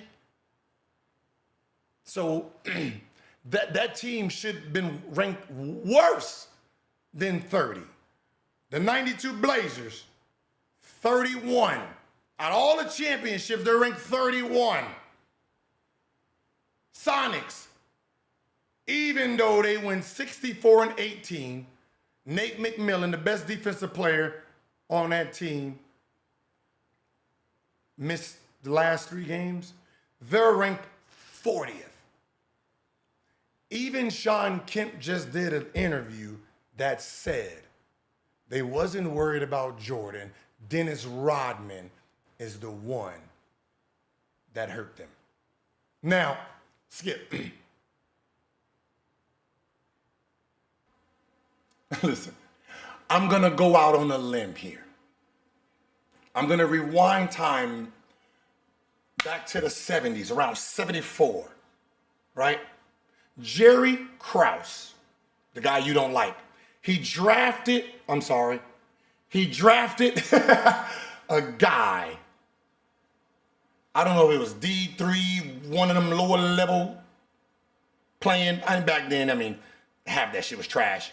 But he drafted a guy with the 21st pick.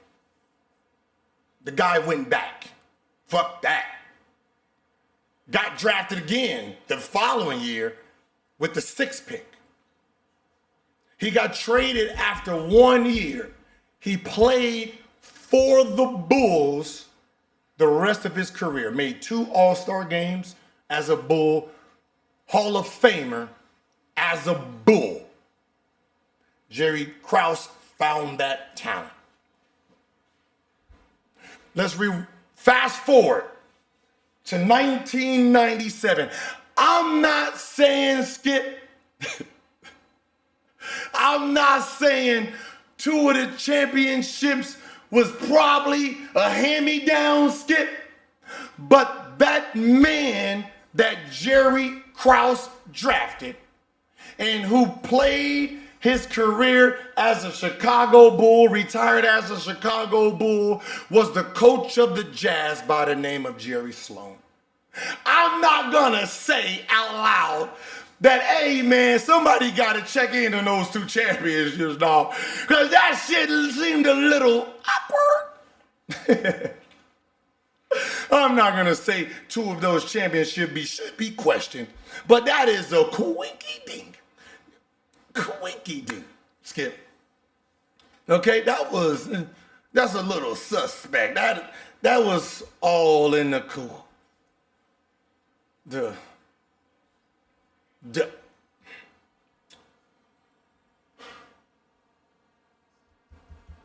See, a reporter like you, Skip, y'all would have loved some type of bullshit like that to make some type of weird narrative.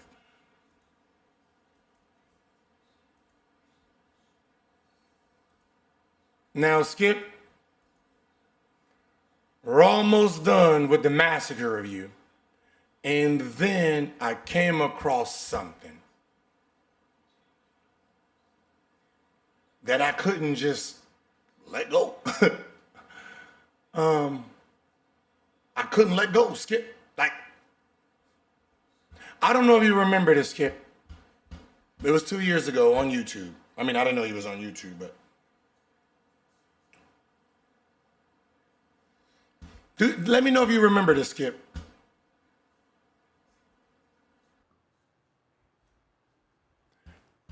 Two years ago, it says LeBron has no chance of moving up number 9 on Skip's all-time NBA top 10. Do you ever see your NBA all-time top 10 changing? Is LeBron forever stuck at number 9? Trace, maybe if LeBron wins another championship, what are the odds of that? Look, seriously, LeBron James is not better than Michael Jeffrey Jordan, whom I have number 1. Okay, now, that is weird. That is, you have him at 9. How is he being compared to number 1? That is the last person you should be worried about. Like, the first thing that should come out your mouth is number 8, not 1. Just weird. I'm sorry, he's not better than Magic at 2, or Shaq at 3, or Kareem at 4, or Tim Duncan at 5. Remember, Tim Duncan would be 6-0 in the finals, just like Jordan, if not for Ray Allen, saving LeBron's legacy. I'm sorry, LeBron's just not better than Bill Russell, or Kobe, or Larry Bird. I have Larry Bird at 8, one rung above LeBron James. So I ask you, was Larry Bird ever accused by his owner of quitting in a playoff series? Because LeBron was in 2010. He just faded and disappeared in games 4, 5, and 6 against the Celtics. And his owner, Dan Gilbert, accused him of quitting. Skip.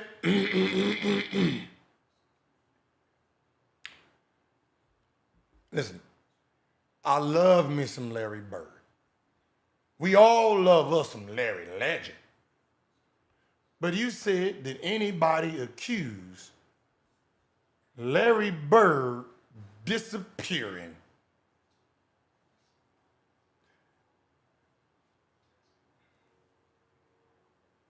Skip. The 1981 championship, they said Bird flew south for the winter. hey, Skip, did you hear what I just said? Huh? Bird flew south for the winter. You did not know that he did not win Finals MVP? Do you know why, Skip? He was south for the winter, Skip. Cedric Maxwell was the Finals MVP. Bird, 3, 4, and 5, was horrible. Skip. Horrible. Now you tell me, if LeBron James would have in the finals had some shit like this, Bird in the finals, game 3, 8 points. 3, 4, 11, Skip. 3, 4, 11 in the finals. Larry Legend. Game 4. I don't even know if he showed up or he just said, hey, do what the fuck I did yesterday. Skip. He went 3, 4, 11 again. 8 points. 8 fucking points. Skip. 8. Game 5, Skip. He had 12 points, Skip.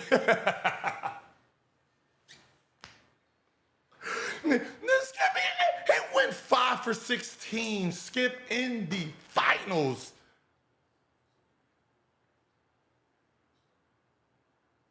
If LeBron James did that in a quarter, Skip, you would have called his ass out.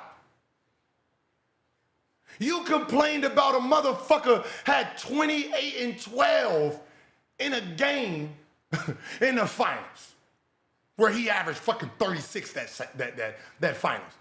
You telling me Larry Bird can get away with this shit? Okay. Quitting? You're kidding. He didn't quit. He wasn't even there. That never happened to Larry Bird. Did Larry Bird ever suffer, a single finals meltdown the way LeBron did? I don't know if that was a meltdown or whatever that was, because they end up winning, but him as a player wasn't even there.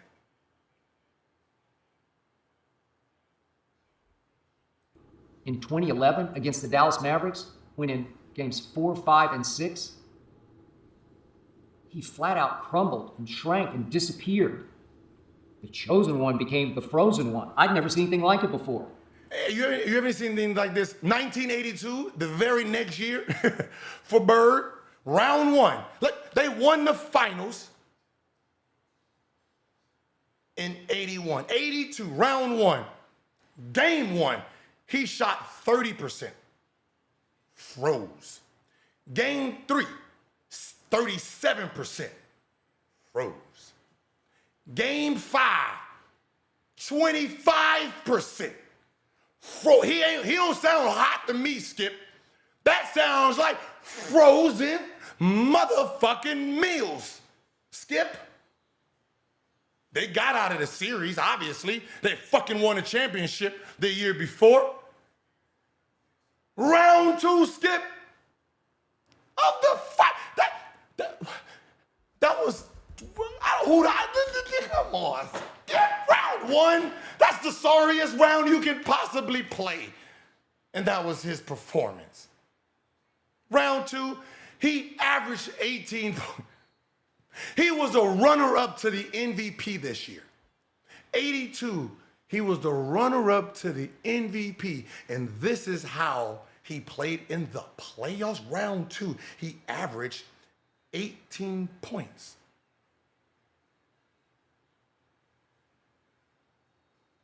He averaged 17 for that playoff, Skip. That was the next year. No, Larry Bird never did that. Did Larry Bird need Ray Allen to save his legacy? Because Ray saved LeBron's.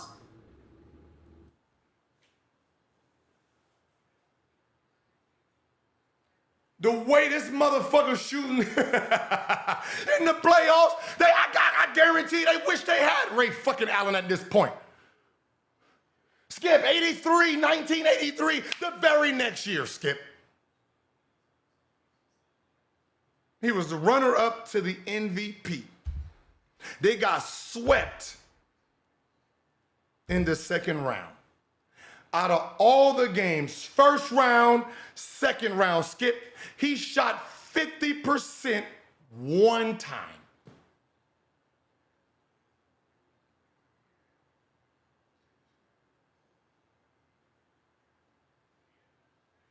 This is a fucking runner-up to MVP. Back to champion, back-to-back runner-up. And you're telling me in 2 playoff series in 83, he managed to only go over 50% one time?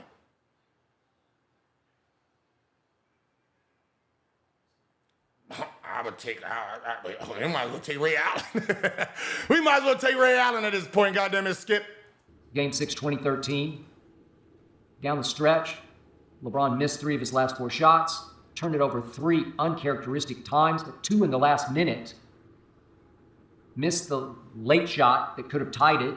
Long rebound out to Bosch, kicked it in the corner to Ray, got his feet behind the line, and made the greatest clutch shot ever. Did Larry ever need that? No, Larry was the guy making those clutch shots. Whoa! I'm gonna stop you there, Skip. 81, 82, 83, so far, horrendous. 84, Skip, the very next year, Skip, Eastern Conference Finals. They won the championship this year, Skip. Eastern Conference Finals closeout game. He was 8 for 21, 38% in a closeout game. Have you seen something of a pattern here? He hasn't played very well in closeout games. But we were to believe this is one of the best sharpshooters in the world. He was Larry Legend. The closeout game in the championship, 6 for 18, 33%. I'm gonna call bullshit. Bullshit. I'm gonna call it. You're talking about a shot. I'm talking about a game. The game. 6 for 18, the game. Before, 8 for 21, the game. Skip. Bert? Did a Larry Bird team ever get blown off the court by a record finals margin? Because LeBron's did in 2014, that next year. I mean, you got something there. I mean, you know, they did get the ass. I mean, Larry lost by 25 one game, but, you know, the Pistons whooped that ass. No, it wasn't the Pistons.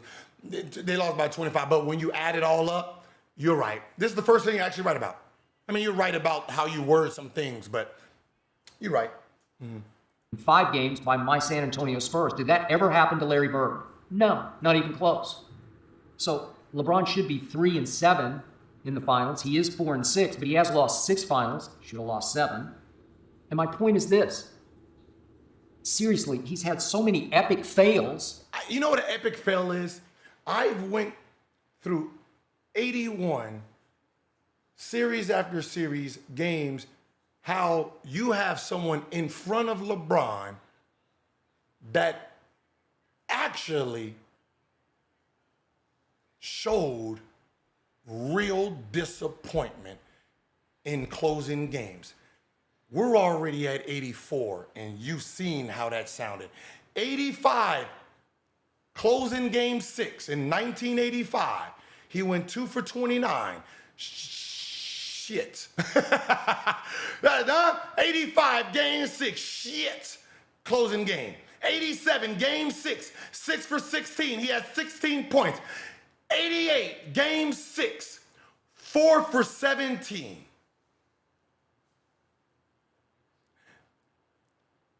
88, now 88, game 1, he shot 40%. Game 2, shot 30%.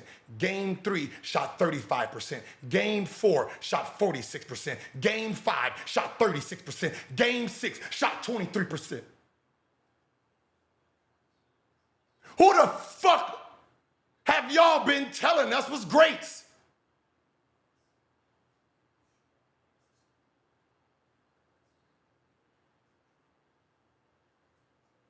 Huh? If any player, Steph, KD, LeBron, Luka, anybody would have shot some shit like this in series for a career, are you kidding me? We're talking about a guy who had 3 MVPs. Fuck that. He had 4 runner-up MVPs. Huh? In fucking 9 years, this man was a top 4 MVP candidate for fucking 9 years. And you're telling me this is his performance, and then you over here talking about a motherfucker who averaged 36, 12, and 10 against a motherfucking dynasty? Is you dumb? How that fucking disrespectful are you? That's as crazy as shit. The fuck out of here, Skip. That is crazy. That his billions of blind witnesses just don't want to acknowledge, but they happened. You can't scrub them. Yeah, you can't scrub it. You can't scrub this shit. You can't cleanse his resume. They happened. I'm sorry. If I talk any longer about this, I just might drop LeBron out of my top 10. I feel like I'm being overly optimistic and overly nice to LeBron to keep him at number 9. I hope you enjoyed that video. We didn't. We didn't, Skip. Disappointment after disappointment. Let me tell you the problem, Skip, with why this needed to be cleansed.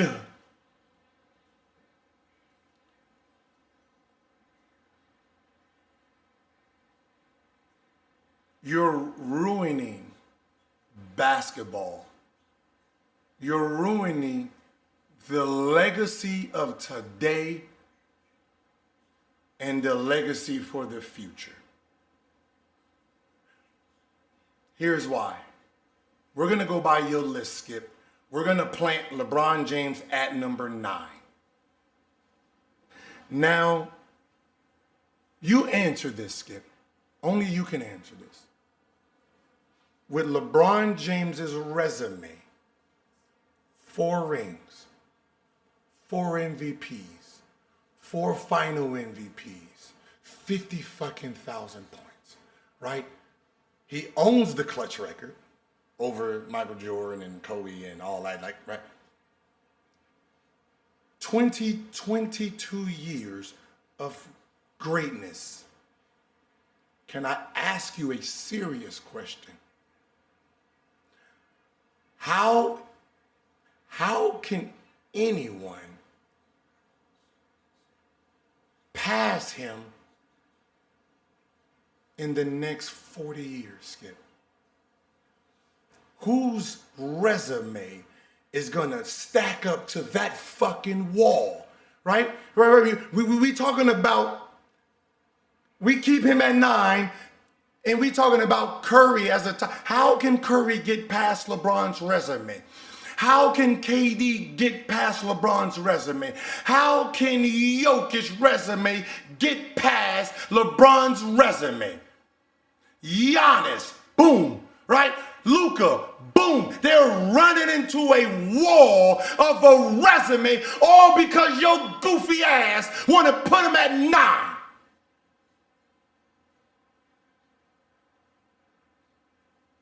Who the fuck can break the fucking top 10 if he's sitting at 9?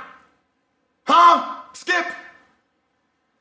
Are you not fucking letting it sink in? Where's the fucking hope here? LeBron James' resume sitting at fucking number 9. You push his ass to where he's supposed to be. Give us some fucking hope, huh? Because I can tell you right now, sir, with what I seen from Larry Bird and what I just heard from Larry Bird, I'm pretty sure, I don't know what Curry fans is thinking. Like, he's automatically, put that light-skinned motherfucker in front of Larry Legend, 1,000%, sir. No question. Easy work. Right? Right? No, what the fuck was y'all thinking? Right in front. Park it, stamp it today.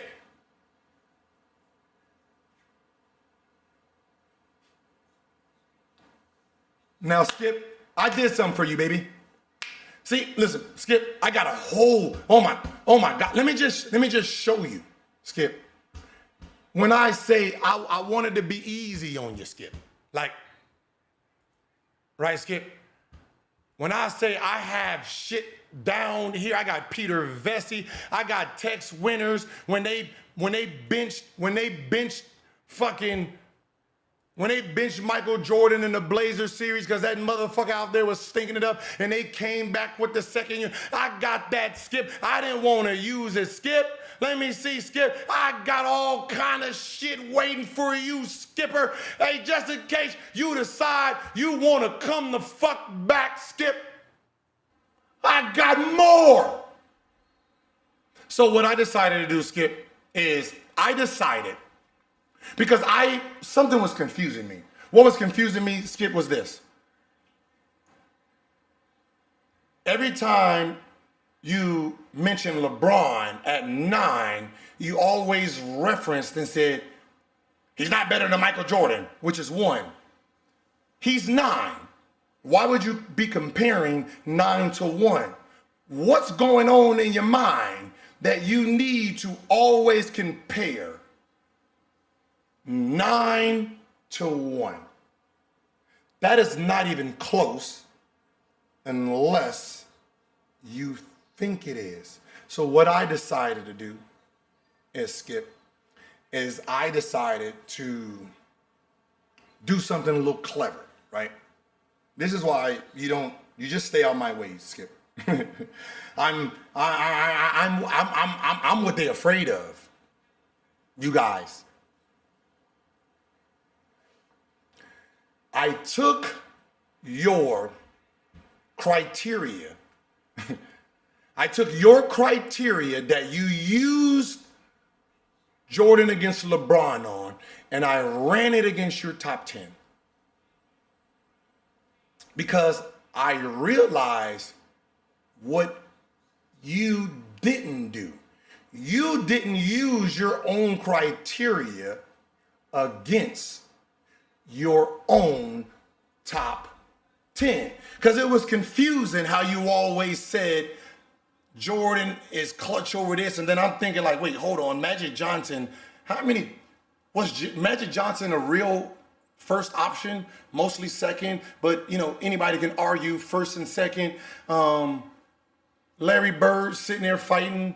Bill Russell wasn't the first option, right? And I'm saying, wait, how these motherfuckers wasn't clutch? How the fuck are they in front of LeBron James? So I decided to run your criteria.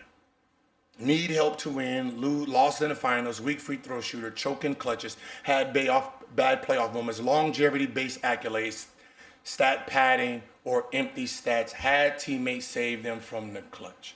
So I took everything you used in your criteria between these two, put them in, had Chat GPT re-rank your top 10 with your criteria.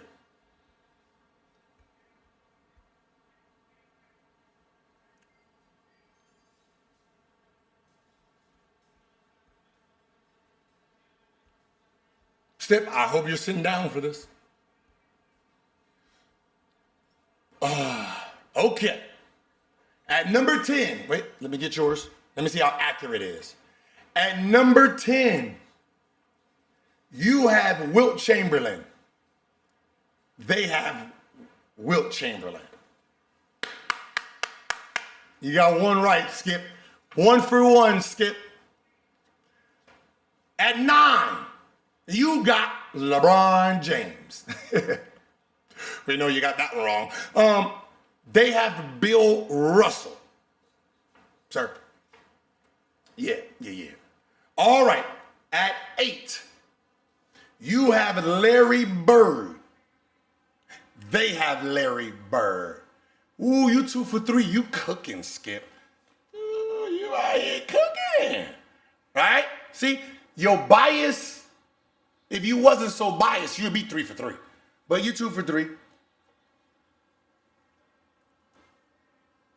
The reason you use Chat GPT for something like this is because it's his, you put in all of the stats of everybody, then you use his criteria. Remember, this is his criteria, not mine.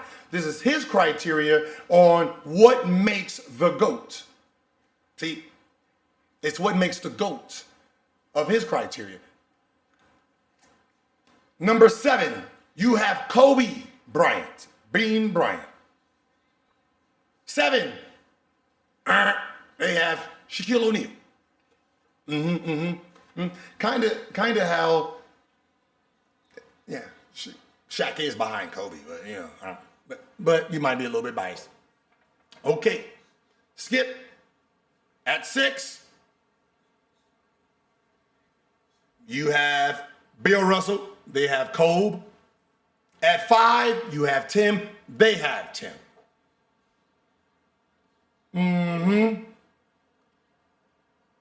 At 4, you have Kareem. They have Magic Johnson.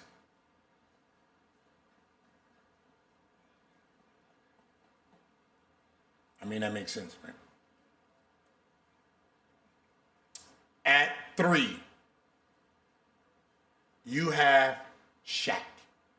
They have Kareem Abdul-Jabbar.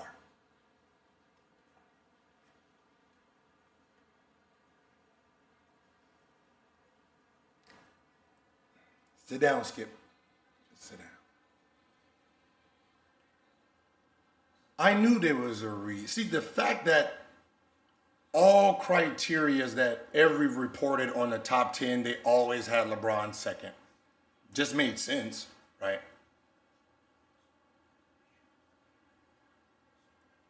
And you overly went out your way to point out things, right? Jordan's more clutch, but LeBron had more clutch points, has a better clutch percentage, right? More clutch performances in the playoffs with game winners. LeBron has that, right? So you went out your way by your criteria your definition of what makes a GOAT the GOAT.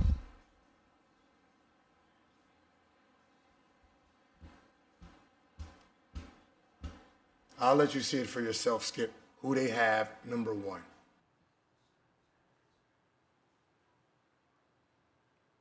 LeBron James.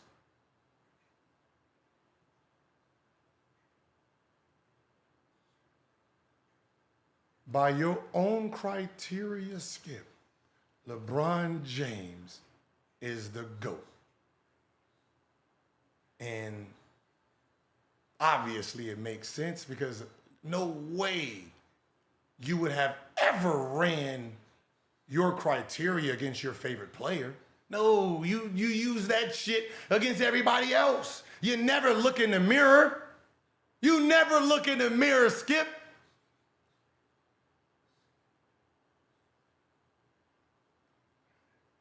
That is hilarious. The shit you're using to keep LeBron at 9 actually hurt the rest of your fucking list. Everything you used against LeBron James fucking hurt your team.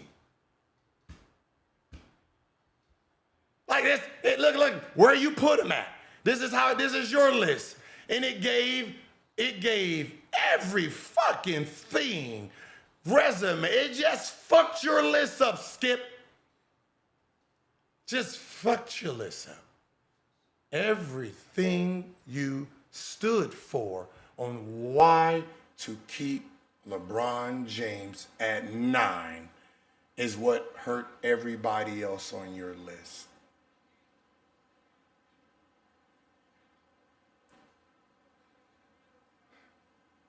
Skip, listen, I hope this is a real good lesson that you are not a fan. You're a critic. Two different things. You're watching games to criticize players, not to build them up, not to let them build their resume, right? How the fuck can you really go out here and say LeBron James can never get past 9 and he's still playing? This is 2 years ago. He's still playing. He's still adding. You're trying to pretend that his longevity is the reason he's great. He's great because he's great. He's been great from the start, great from the finish. Jordan was great from the start. Shit, to me, great from the finish. Yeah, he had a couple of years where he missed games and retired, came back, retired, came back. But shit, at that age, before LeBron James, that was probably the best fucking performance we've seen. At fucking 40 years old, he played 82 games. Impressive. Fucking impressive. Can't take nothing away from it.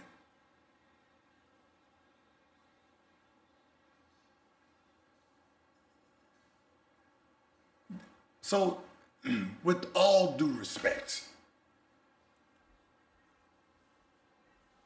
leave the critiquing for the people who was there. There's no place on earth besides sports where someone who never did the job itself has power to critique it, and that critique is taken serious. I can go to the dentist every fucking day. Doesn't make me an expert. They won't give me no fucking job.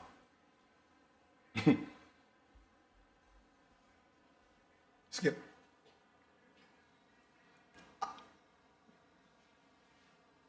Where, besides sports, where you can watch from the outside on your TV, write about it, get clickbaits about it, and then get praised for it. You owe the basketball community fair assessment of these people being fucking great. You talk about LeBron James so bad, man, that what do you think the rest of the competitors really think inside? Like, I mean, think about what I'm saying. You know LeBron's resume. Do you need me to tell it to you, Skip? Just bear with me. It's almost over. The beat down is almost over, Skip. Now you tell me, as a NBA, as a middle school kid, high school, college, beginning of my career NBA kid, can look at this record and feel happy about what would be said about me from a Skip Bayless.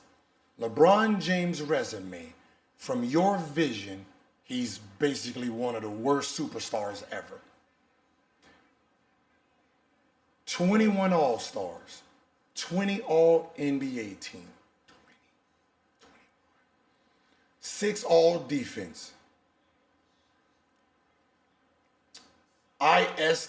in-season tournament MVP, 1 scoring title, All-Rookie team, 4 MVPs, assist champ, Rookie of the Year, 4 final MVPs, 4 NBA championships, 3 All-Star MVPs, 50,000 points. Now, as a player, no one, I'm sorry, Skip, but ain't nobody in today's game thinking they're gonna catch this motherfucker. And you talk about him like a motherfucking rag doll. You think these players really feel good about their career and their legacy? They know they don't have a chance in hell being praised for their basketball resume if this is what you're doing to a guy who's technically won by your standards that you don't want to see. That's why I say open your fucking eyes. But you have a 9. The fact that you have someone in your top 10 that you talk so negative about is weird in its own, right? You talk great about 1, 2, 3, 4, 5, 6, 7, 8. Fuck 9. I love 10, 11, 12, 13, 14, 15. What the fuck is that? How the fuck does that work? How do you have someone in your top 10 you despise? You do everything in your power to put that motherfucker so far away from Michael Jordan. It's delusion at this point. You should be drug tested. At this point. They should do a wellness check. At this point. For the last 22 years. Now, moving forward, Skip, I suggest, before you even come down to King Kong again and Godzilla all in one, I suggest you go through 22 years of LeBron's career from game 1 to whenever this motherfucker finish. And you go play by play. Huh? We got Bird right here. Turnover. Huh? Skip. Want to see it again? Huh? On cue, Skip. Look at this shit. It's crazy. Huh? Look at that. Turnover. Skip. Your man. Huh? Look, watch. Look nice. Whoever you are. Hello. Huh? Skip. Right here. Bye. Turnover. Went down there. Free lunch. Look at him. He ain't even walking back. He walking back on defense, Skip. See, this is what film. This is why you need film, Skip. Huh? You get to see this shit in real time. Huh? Skip. He got hustling. Huh? He Luka fucking Doncic in Dallas. Because Luka in LA don't do that shit. He run hard. That Dallas Luka, that look like Larry Bird right here. Huh? Look at this shit. Rewind. See, if you had one of these, Skip, you can do that. Larry Bird on the trot. What? Sweets. Look at LeBron would never. LeBron would never. LeBron have been in that motherfucker and jump and block some shit, Skip. You see how the world works, Skip? In my rear view, I seen that shit, Skip.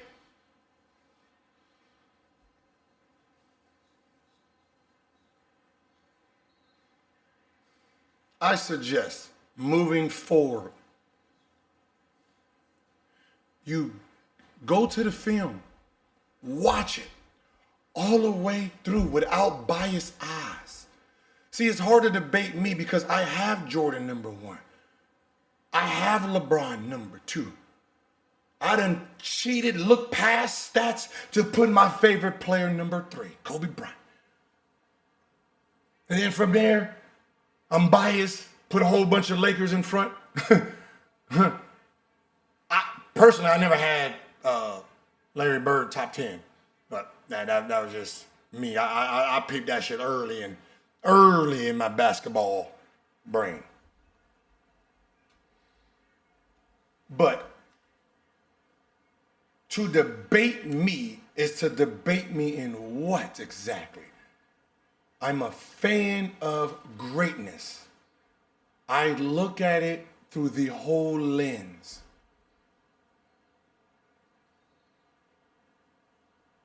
If you're going to debate me, you're going to debate how Magic Johnson and Shaquille O'Neal is at 2 and 3 over LeBron James.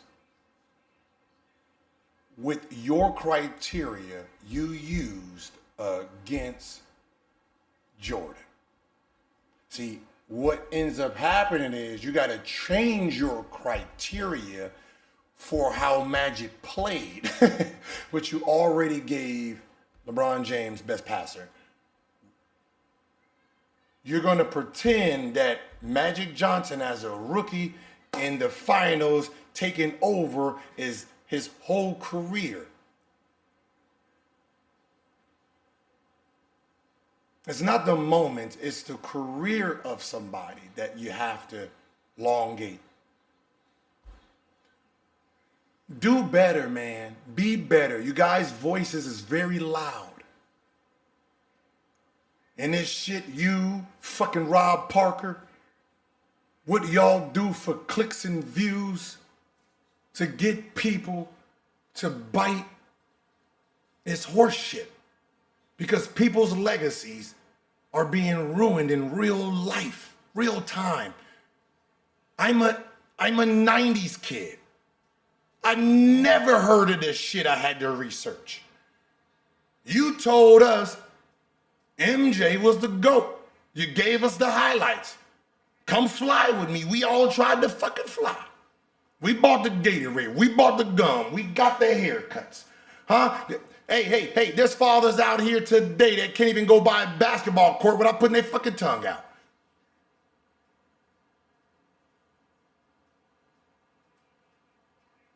The dream team, come on, Skip. Please. The dream team.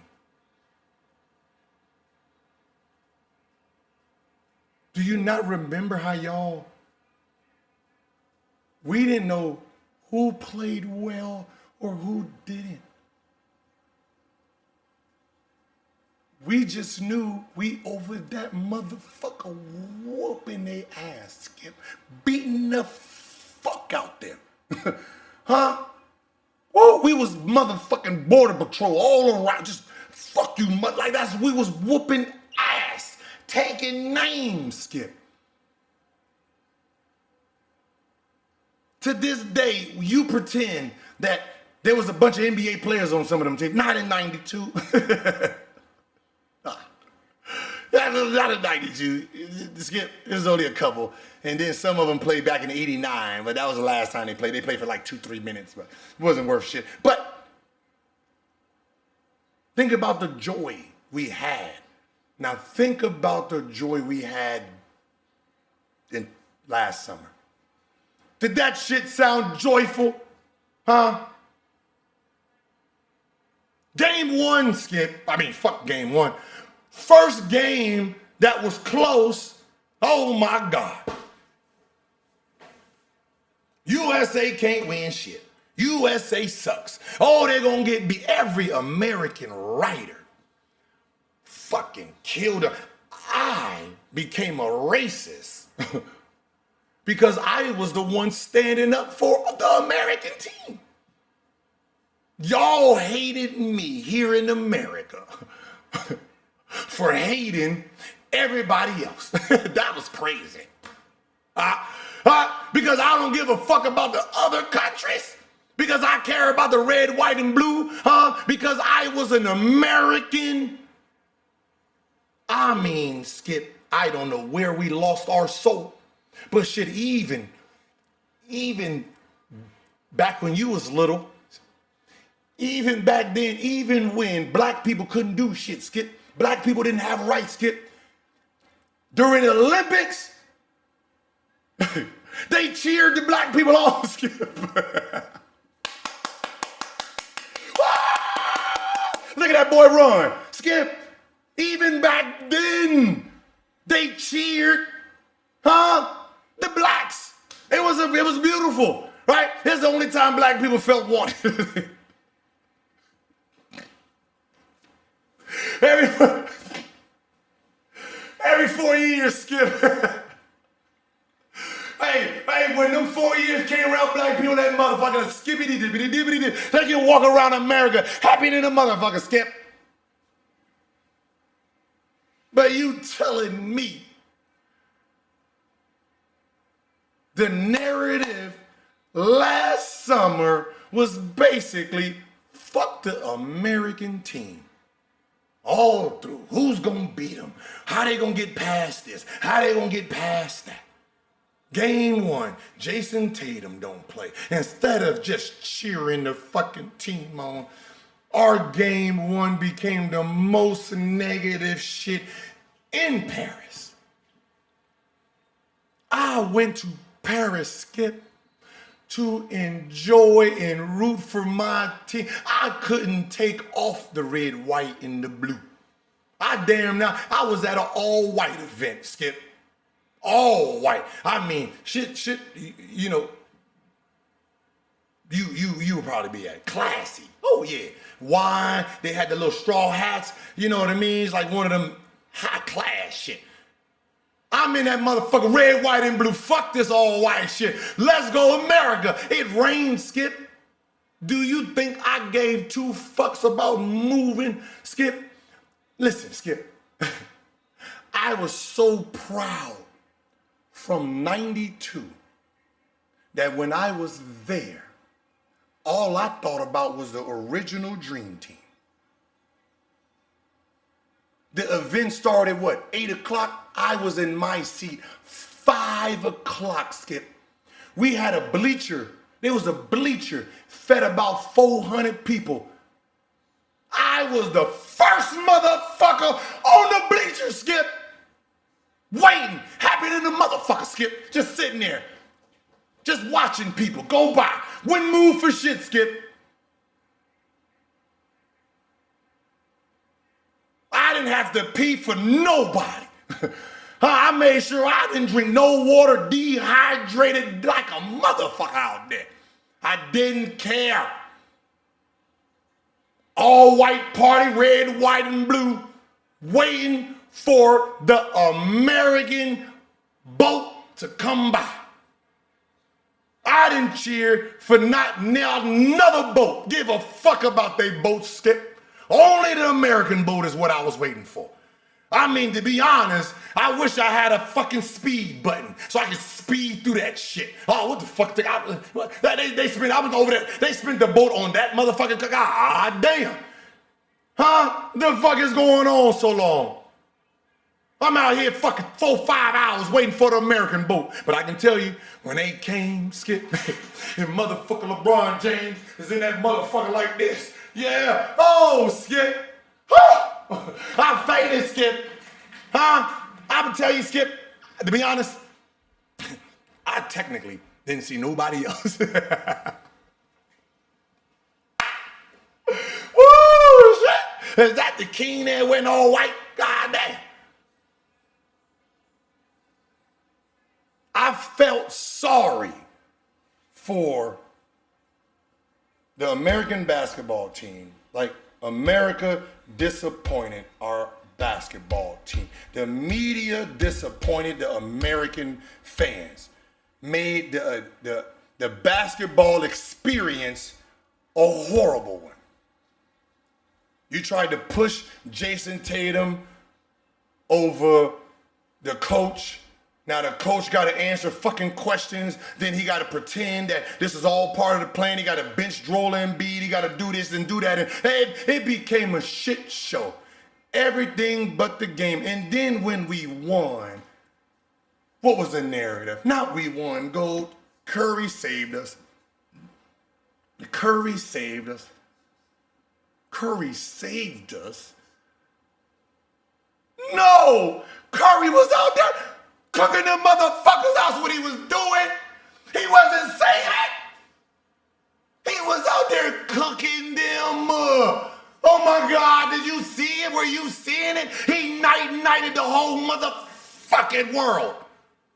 But y'all too busy trying to run narratives around LeBron James and didn't give Steph Curry, the chef, credit for the meal he cooked in the last 5 minutes. Skip, he was out there slicing and dicing them Frenchies.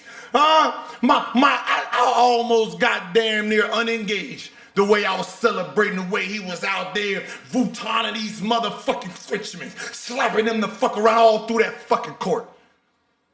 You should have gave Steph Curry the credit that he deserved. But nope, all on the internet. Curry saved LeBron.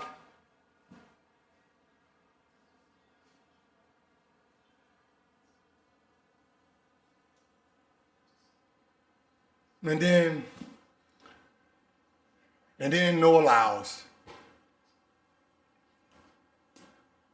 came there with the American swag, out there boasting and bragging, ready to run, and y'all was just laughing at him because he didn't win some shit. Like, come on, man. These people do this shit for us, man. They out there representing us, dog. And you out there from your fucking couch, watching it on the tube, writing articles on how bad they was. I don't give a fuck what place he placed. This shit, dog. Hey, win the next one, fuck it. Come on, man, get back to the love of some shit.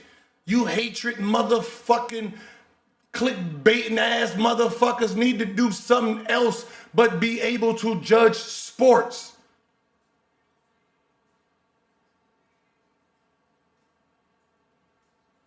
Like, if you can't judge the sport with unbiased agendas,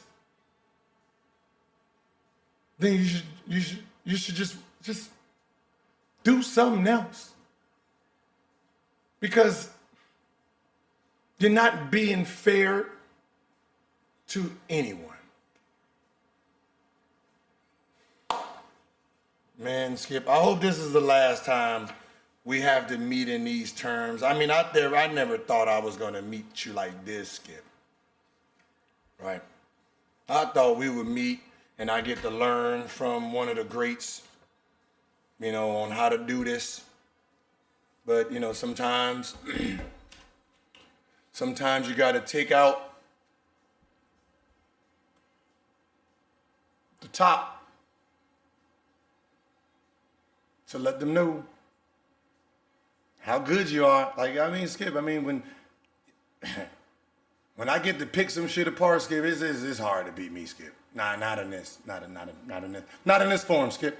Like, if you would have just, like, pulled up on me and caught me off guard, Skip, you could have hit me with some shit, right? But, oh, they out there motherfucker fist fighting. But the fact that I get to really, really research, Skip, I'm one of the best at it, Skip, because remember, I'm looking at the whole picture, Skip. I'm not just narrow-minded on trying to make a point.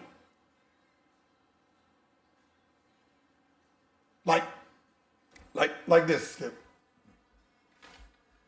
Somebody sent me something to research. It was Jordan's record without Pippen. And then it was like 108 out of 248. That was his record. And me, I'm like, that don't sound right. So obviously I go year by year, then realize you're adding games in where the motherfucker was hurt. Right? We're not gonna do that. Then you added all them wizard shits in. See, that's the shit right there. You add the years in where they was losing when he was hurt. Then you add the wizard years in to do without Pippen, because he didn't play with Pippen in Washington. So you use those years, the hurt years, and them first 3 years gives them this really horrible record. Nah, Skip.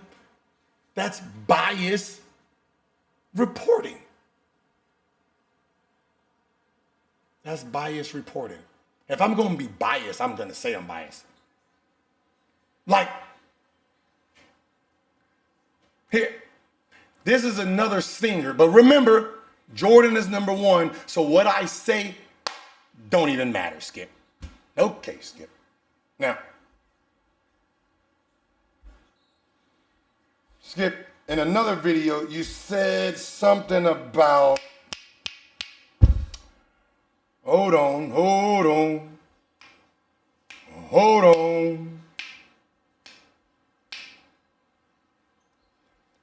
Skip, there was another video where you were talking about LeBron James can't be better than Jordan because he didn't win the Defensive Player of the Year award. Now, I know on the internet, everybody's been talking about how they was patenting his stats and shit like that. Right, Skip? I'm pretty sure you heard it, Skip. Now, Skip, I wanna show you something. Let me see if I can find. This is the last thing, Skip, and I'll let you go, man. I know you probably have a hell of a headache.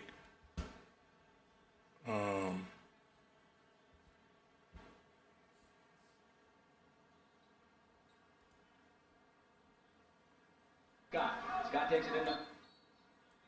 Here, this is the 88 year, Skip. So I'm gonna let you watch this video. I want you to listen to the announcers. Scott takes it in the Magic. Foul Jordan, trying to steal. That's what we talk about his type defense, gambling. Well, sometimes, though, people that are leading the league or high in steals doesn't necessarily mean they're a good defensive player. It's just as you said, they gamble a lot. He's averaging about 3 3/4 steals a game, leading the NBA. Jordan is the epitome of a lane passing receiver. He jumps in all of the passing lanes when you have possession of the basketball, and that's how he gets the majority of his steals. He and Cooper matched against each other now. He's guarding Coop at the other end. Worthy brings the ball in with the Lakers. Doug Collins would ever say, which he wouldn't say to Michael Jordan, forget about the points, concentrate on defense. Ike Jordan is one of the better defensive players in the league, but nobody talks about it. He plays good defense in the passing lanes, but as far as individual, he's not that sharp, I don't think. There are a lot of guys like that. As a one-on-one defender, they didn't think he was that good. This is 88. Now,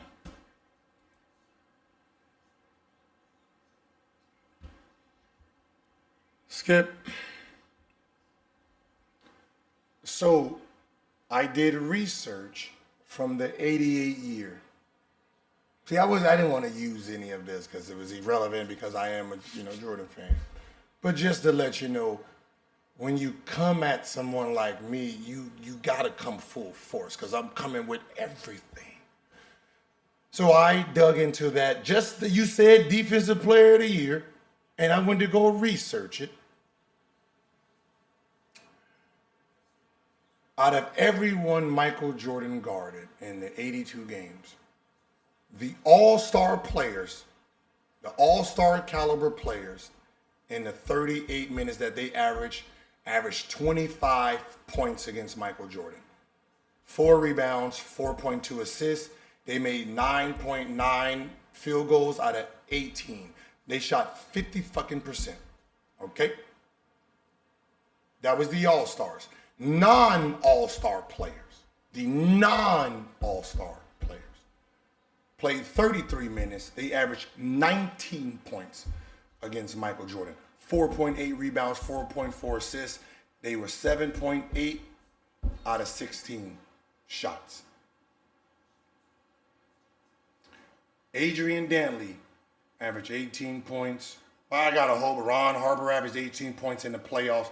I mean, Doc Rivers. Oh my God, I gotta put some respect on Doc's name. Doc played you 4 times. He had a triple-double 2 times of it. Doc was out there like the motherfucking Doc on you. In your Defensive Player of the Year award, I don't want to question what they were looking at, but I mean,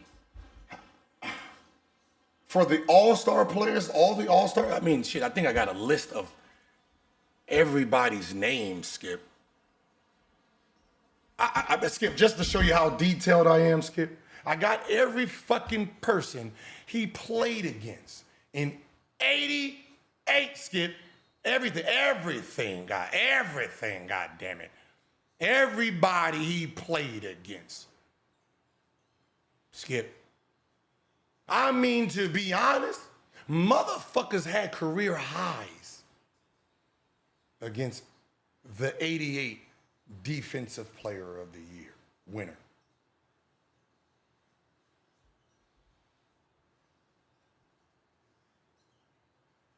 I wasn't alive then. I mean, I was alive, but I wasn't alive watching. I was football then, playing a little football, getting my head knocked the fuck off in that sport. But I'm just saying,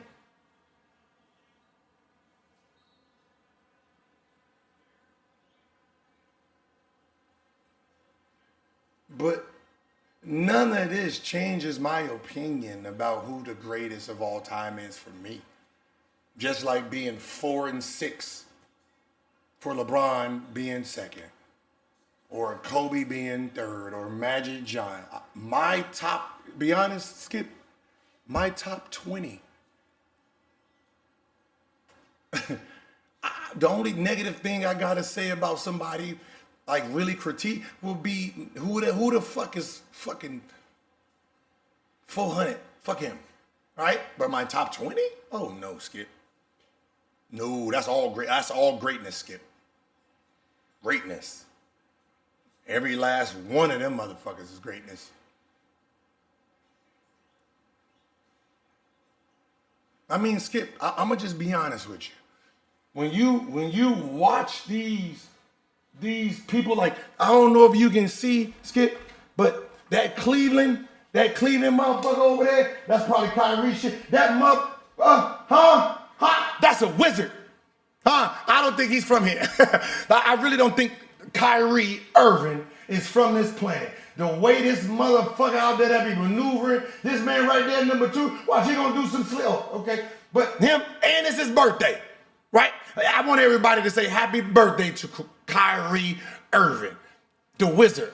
They need to give him a name that sounds, that should be amazing, because he is great at what he does. See, when you watch film, Skip, and you get to rewind, you watch movement, you watch foot placement, you watch just look at that shit up there. Detail after detail after detail. Skip, that's what makes someone great. That's how you see the real greatness of a player. Right? You see, you break it down, little things, man. Come on, be a fan. Don't be a critic. Huh? So you can see how beautiful the game is, how gifted these new motherfuckers is.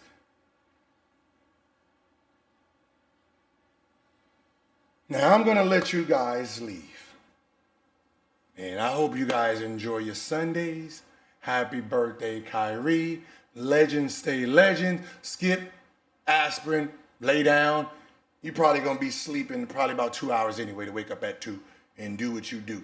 But good luck in your endeavors, right? I got a football show that I do want you for, right? Because I'm gonna just be honest with you. Nobody's gonna tell this to you but in your face, but me. I am him, right? Right? If you trying to get that spark, you gotta go through me. You see what I do with a little bit of gasoline and a match, goddammit. I had the internet on fire, man.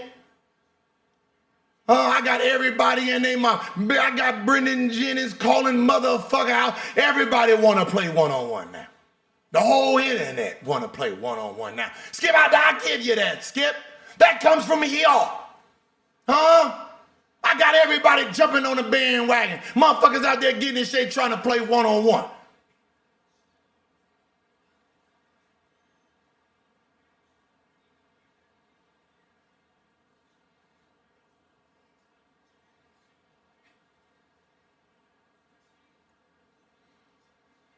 But look, I got a football concept though that I think you will be perfect for. And it will put you back on the map, put you back in your right place. It's gonna happen, but I think you being the host and I'm the entertainment part of it. Oh my God, come on, Skip. You see me out here, Skip. But football season coming in, trust me, I think like this, Skip. I create purple elephants. Rarity. Like Gil's Arena. There's no show like that on YouTube. Mike Gaming. Different style. The football show is going to be different. I previewed a little bit of the tailgating style, right? Just to see how the concept looks so I can really sit back and really put a real show together. But I think, Skip, it's right up your lane. It's what you need to claim back your throne. So enjoy your Sunday and God bless.